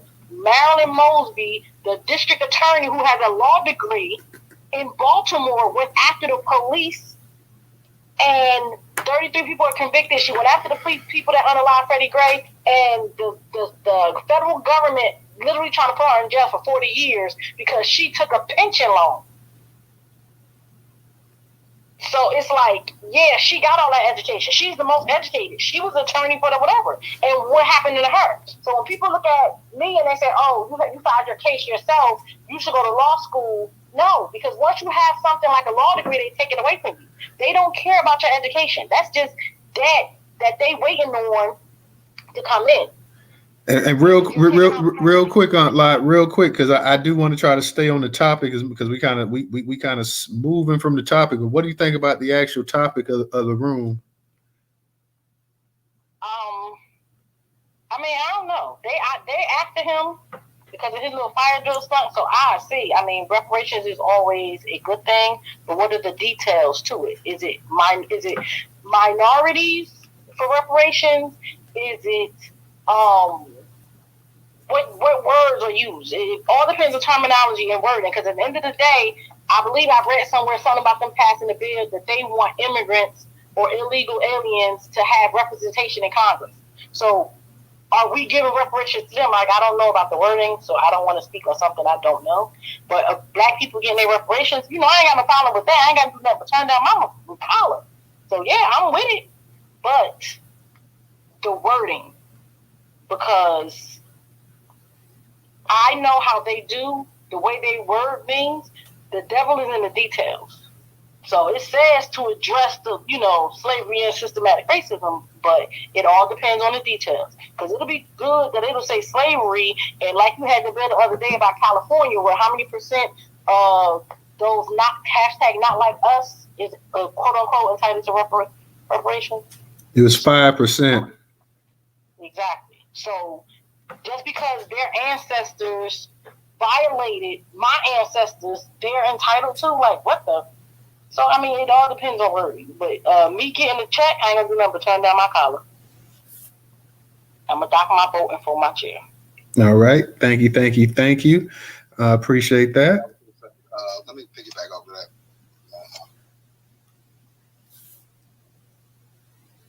Yeah, you there? Yeah. I mean, I'm sorry. I thought you was going to say something else. So, I got to kind of agree with Sister on a lot. So when we had our security trial rally over here in Newark, right? I'm bringing you up. So when we had our security trial rally over here in Brick City, Newark, shout out to the Bricks. The mayor, Raz Cohn Baraka, his brother Mary Baraka Jr., I believe his name is, and Councilman Duodall, and there was another dude there.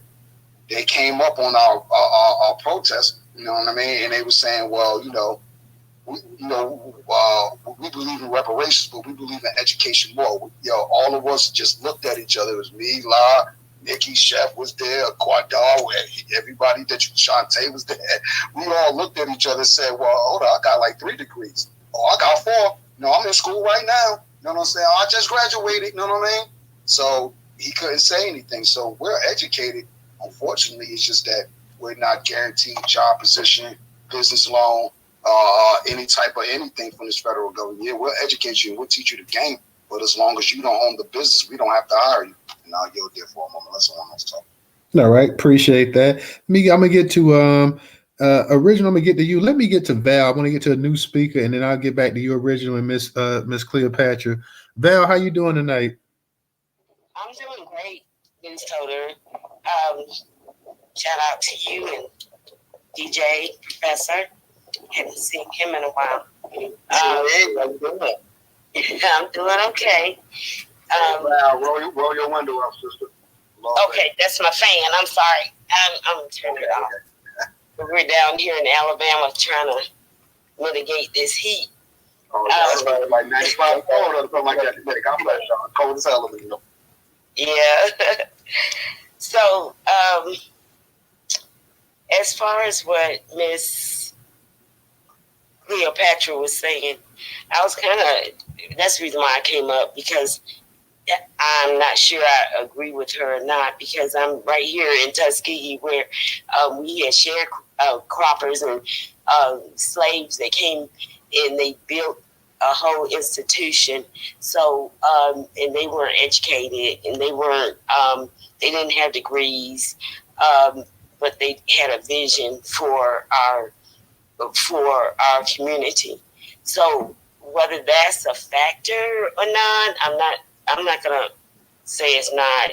Whether we need degreed people, because a lot of us don't have degrees and we're out here, and there's a lot of things that we can do as far as addressing our congressman.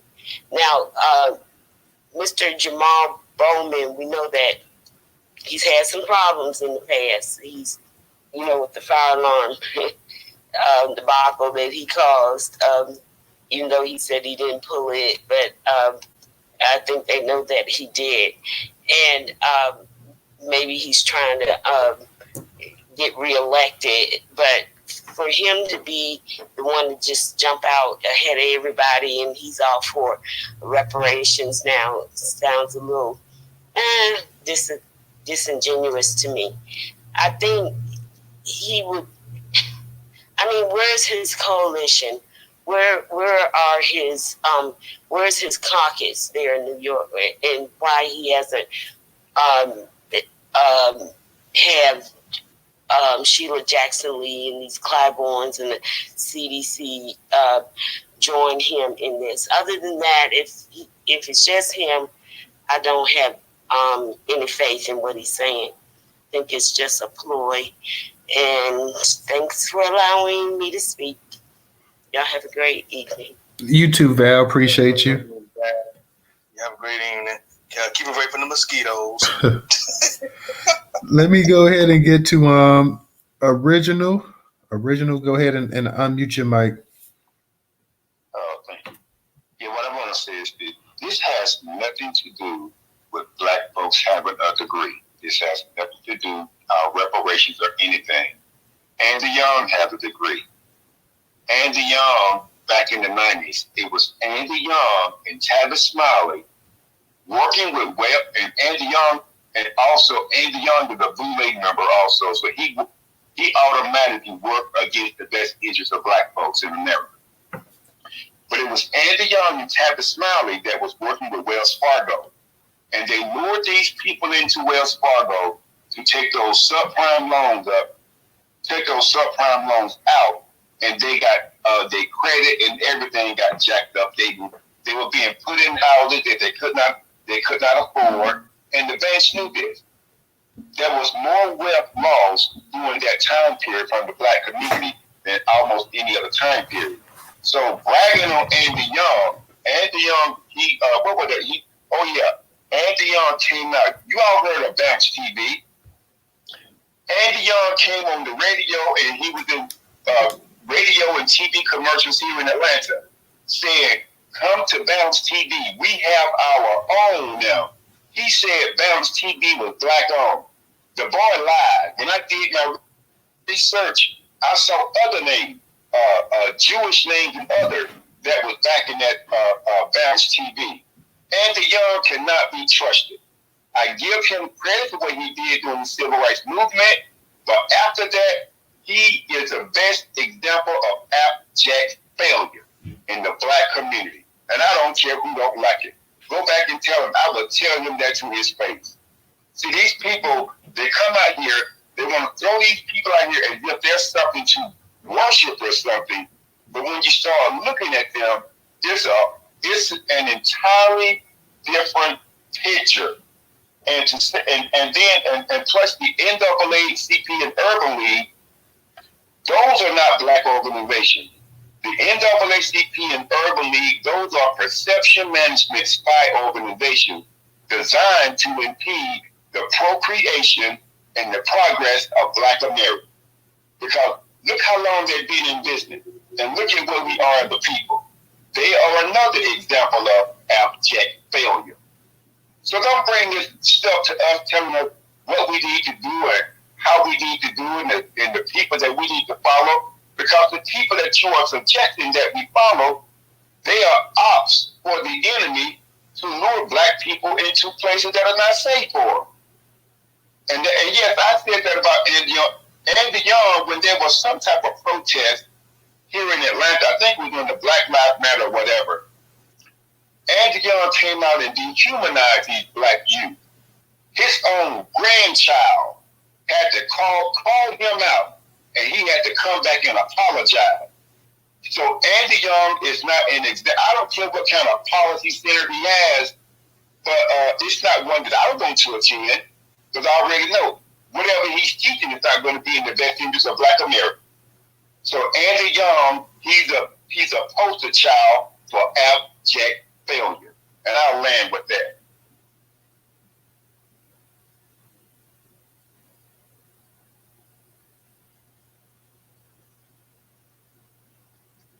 Yeah, my bad. Y'all got stuck in the matrix for a minute. So shout out to you, Original, on that one. Hold on, let me come back up here where y'all at real quick so I can see the hands.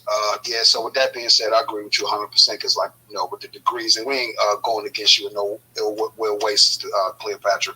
It's just that all of us up here got degrees, but a lot of us got the know-how and the smarts and the intelligence to go work for the police or the government or start our own business. It's just that we're still having these eminent domain, convict leasing stuff going on, Jim Crow Joe doing for any and everybody except for us. And that's what took me so long to come back up here, even though I was listening to y'all the whole time. I was outside on the block and the homies was listening to y'all. So I got a couple folks to look at Newstoter and come up on social. So the more people that do it, the merrier. But go ahead, Professor, if you want to talk real quick. Let Sister Cleopatra get it. Sister Cleopatra, I know you want to rebuttal, so go ahead and I'll go after you. Is that okay? Oh, sure. I wanted to clarify. People were saying stuff, and I responded to that. And I was just pointing out that, whether or not you like Yvette Carnell or Tavis Smiley, those people do have degrees in political science. And in order to sit at places to make policy and to put things in place, you have to have certain types of certificates to do it. I tell everybody all the time, because most people think I should have been a librarian. But in order to be a librarian, I have to have certain certificates. You will have people who may work at the library for 20, 30 years. You cannot move up in the library system if you don't have a master's in library science. So that's the point that I was making. Because some people were just saying some things, and I'm like, wait a minute, maybe you should get a degree in policy. Because I think because Yvette Carnell has that political science and Tavis has that, they have opened my mind up. And I confess, I know some people don't like Tavis, whatever, and that's fine too. But I did take the time to follow him. And I'm just always surprised that I see quite a few people, saying, hey, we should have listened to you. And, no matter if you like them or not. Yeah, I agree. So thanks.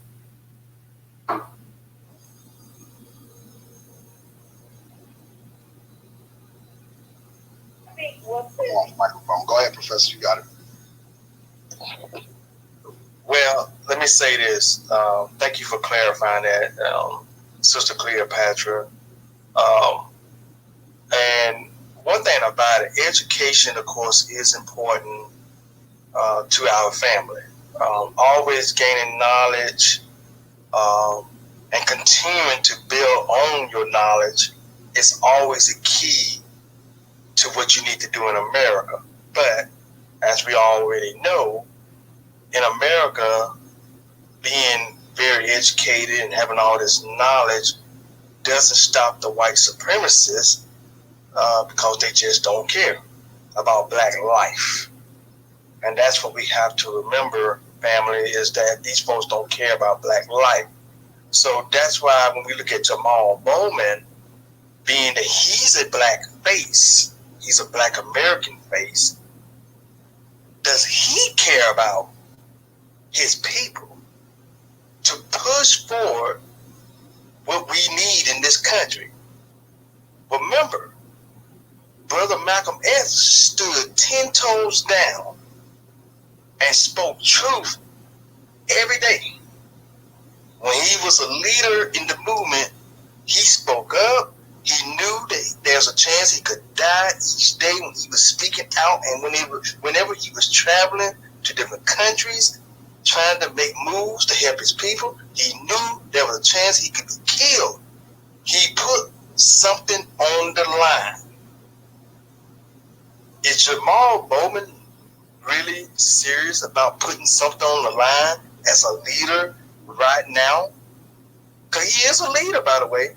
If you're in a position of power, you are a leader in the community. Because you are that black face that's up there that can make some kind of difference and some moves to help your people. Just like the guy by the name of President Barack Hussein Obama. Now, he's mixed, of course, but still, we recognize him as being blackface, right? And when he was in his position of power, his move should have been, I got to do something for my people while I'm in this position. Because this is our time now to do something that can move our situation forward in a positive way. This was the job that Barack Obama was given. Now, I'm going to tell y'all when I say given, right? He was put in that position for a reason. And he failed. See, God puts you in a position to make moves and to help the people that you represent. Just as God put Moses in a leadership position, he said, go forth and help my people and guide them to where they need to be. This is what Barack Obama was supposed to have done. I don't care about those white people there in Washington, D.C. that hated his guts, that was trying to do what they could to block him or whatever. His job was he's supposed to have been putting legislation out there to move progress forward for his people. And that includes all the other black leaders up there in Washington, D.C. with him. And we can name them. That entire congressional black caucus up there, we can name all of them. They are in position where they're supposed to be pushing us forward so they can put us in a better position. So what has happened in America? People have sold out. And this has happened ever since Malcolm X and Dr. Martin Luther King Jr. were killed. These Negroes have been selling us out. I put forth a question earlier in this space. Is Jamaal Bowman for real about pushing us forward to where we need to be? That is the question right there, family. Or is he going along with the Democratic scheme of, well, let's just do what we can to keep their vote. We'll put up the little talking points so we can just keep them thinking that we're going to drive this forward, but we're really not going to drive it forward. See, that's what we are talking about here, family. Education or not, what are Black American people in position doing to help their own people? That's it. I'm going to land right there. All right, y'all. I'm back.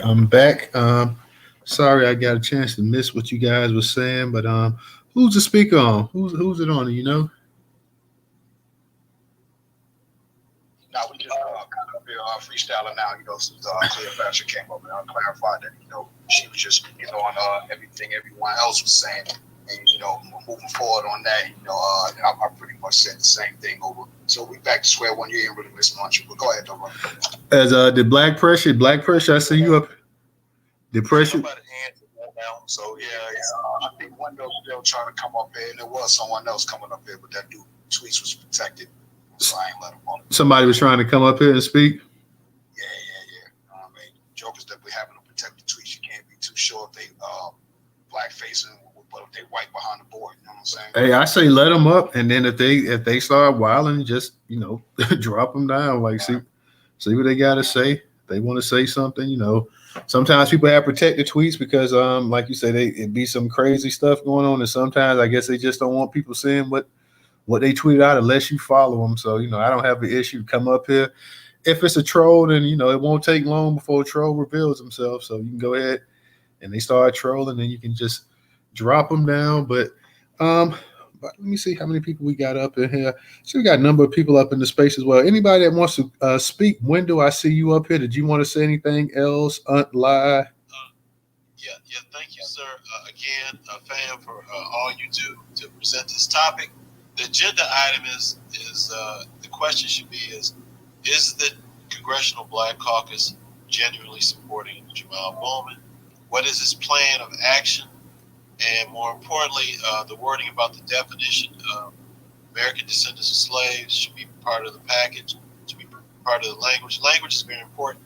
The bottom line, again, is the question, what is Jamaal Bowman and the Congressional Black Caucus going to do for us? And the amount of the check should be $3.5 million in gold certificates because the dollar is depreciating. Every day, as you know, Brazil, Russia, India, and China, they're creating their own currency.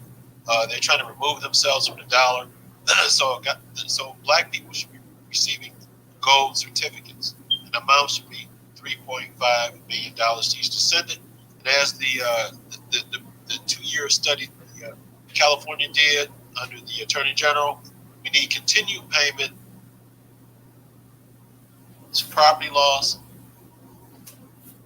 Yep. You pausing up that window. Go ahead. Yeah, you free. Your phone freezing up on you again. Oh, okay. Sorry about that. Can you hear me now? Yeah, we can hear you. Okay. So the bottom line is that does the Congressional Black Caucus generally support Jamaal Bowman? And the other piece is that we should be paid in direct cash payments in gold certificates of $3.5 million. Anything else is really a waste of time. In addition, though, the year California study indicated we need continued compensation for the disparities in real estate, business ownership, healthcare disparities. All the studies have been done. We don't need another study. We just need the cash payments and the continued payments for to bring up the economic disparities in income and healthcare. Thank you very much. Keep up the good job, Newstoter. And fam, I love y'all. All right. Appreciate that. Thank you, Wendell. Thank you. We're not going to keep it open any longer, guys. I guess we pretty much made the point tonight. So we'll go ahead and we'll push it out and we'll go ahead and close the space down for the night. So we will be back next week. So you guys enjoy yourself and have a good weekend. DJ, is there anything you want to say? You're a professor before we close it out? So Jamaal Bowman, Mr. Fireman, you know what I mean? We don't believe you. We need more people. And I agree with you, Sister Cleopatra, on Yvette Carnell. She read a lot of books. She's very smart, you know what I mean? A lot of the stuff that not happen up here, or just on social media in general throughout the years, I always got to go back and say, Dad, Yvette Carnell was right. So at the end of the day, go look at Yvette Carnell's Breaking Brown book club. Y'all can go follow that if y'all want. But obviously the problem is with her on the other bad note. We just recently did a space on her titled Yvette Carnell and ADOS Still Relevant. And some people felt she was and wasn't. But I still agree that, when it comes to the knowledge and the information, she's definitely on point. And she does read a lot of books. And don't forget, she was doing the early book clubs on books like from Hear the Equality by Sandy Darity. She had Darity on her show one time. And Krista Mullen. And, other books like They Were Her Property.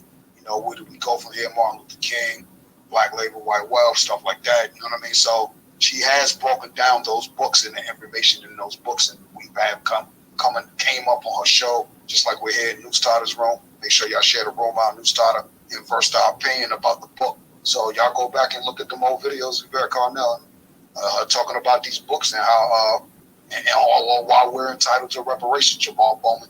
So Jamaal Bowman don't got this type of information. He's just up here trolling. So another thing I'll say real quick too, another dude that's trolling is Dennis Sperling, the lawyer. Yeah, Dennis Sperling. He's talking about going after slavery reparations for what happened to the Quintilda. So hold up a minute, bro. Those the same folks that are here today. A lot of them didn't go back to Africa. So when you're saying you're going to go after a federal legislation for a specific harm that was done to the same people, we're talking about damn near the same people, man, that was harmed, that got brought over here from Africa and was enslaved. So if you're going after those Americans that still understand their history of coming off the Quintilda and it was passed down, then that means you don't care about collective uplift. So Sandy Darity was another person who will always be right. From Here to Equality, go get the book. That only the federal reparations matter. Only the federal reparations. So, and don't forget, it's not 14 trillion Jamaal Bowman. It's 16 trillion now because Darity just recently updated from Here to Equality for the current inflation crisis we have. So slap another 2 trillion on it. You know what I mean? 2 trillion. You know what I mean? So now it's 16 trillion. And guess what? It's interest on that every day that the U.S. government don't pay. So, we can leave it at that, I guess. All right. Thank you, DJ. Professor, go ahead. And I forgot to say, because I didn't say it because we have an interesting discussion tonight, but you guys still can support us on Cash App, $Newstoter, $Newstoter. If you don't have Cash App, we have the Venmo and PayPal up in the Jumbotron. Same for my people on YouTube. $Newstoter. The customer portal link is on the screen. Customer portal is in the actual Jumbotron as well, too. Once again, $Newstoter. We will be back next week, guys. Let me let Professor go ahead and get it. Yeah, thank you again, brother. This has been a very educational space. I want to thank everybody that came up and spoke their piece about this topic. This is a topic that is continuing to expand. It's going to be talked about for the longest because we're never going to stop talking about reparations. We're going to keep pushing for it. Jamaal Bowman, we hope this brother is for real, but I'm pretty sure, like most of you in this space, I have my doubts. But our job is to continue to push forward with what we're trying to do, and that is to get the money that belongs, not just the money, but everything that belongs to our ancestors that they never got, and that they should have gotten, and they all ended up passing on before they could ever get anything from the United States government who owes the debt, okay? And so I mentioned in another space, my grandmother, my mom's mom, passed away here 2 years ago. She was practically a sharecropper back in the 1930s and the 40s. Because, they still had black people out there sharecropping in the 30s and the 40s, 1930s and the 1940s. Yeah, that's right. If y'all just say that again. All the way up into deep into the 60s and 70s, bro.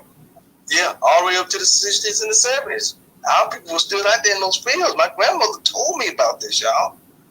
She talked to me many times about what they had to go through back during those times. She passed away 2 years ago in a nursing home from COVID. Okay? And I couldn't even get the chance to see my grandmother in her last days. She was in a nursing home. I was supposed to have went and seen her around Christmas time. And the following month, January, she passed on. Okay? I didn't get a chance to see her due to the fact they stopped us from coming because of the COVID. This is what I'm talking about, y'all. We gotta march forward with what we gotta get done for our family. And I'm talking about my grandmother on my dad's side, my granddaddy on my dad's side, all of them, great grandparents, all of them. We got to do this for them, man. These folks worked hard in a country that didn't give us that didn't give a care about them. They struggled, and every time I think about it, y'all, I just damn near really want to just cry because it just angers.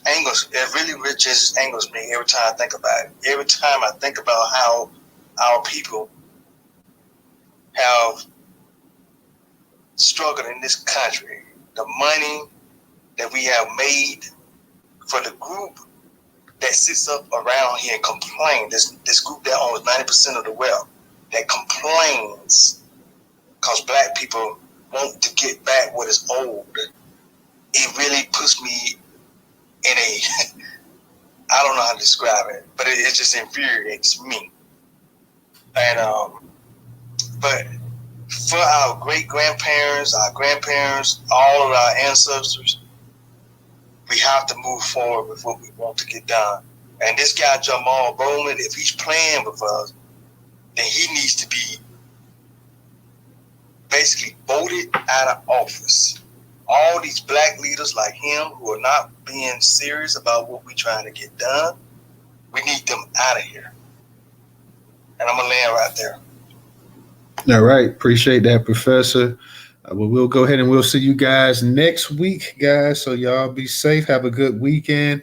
Happy Mother's Day to all the ladies in the space. Happy Mother's Day to all the ladies in the space. I hope you ladies have a great weekend and enjoy yourself on Mother's Day as well, too. So we will see you guys. Peace. Be safe. And we'll see you next week. Have a happy Mother's Day to all the women. Always love my mama, cause she's my baby girl. You only get one, you only get one.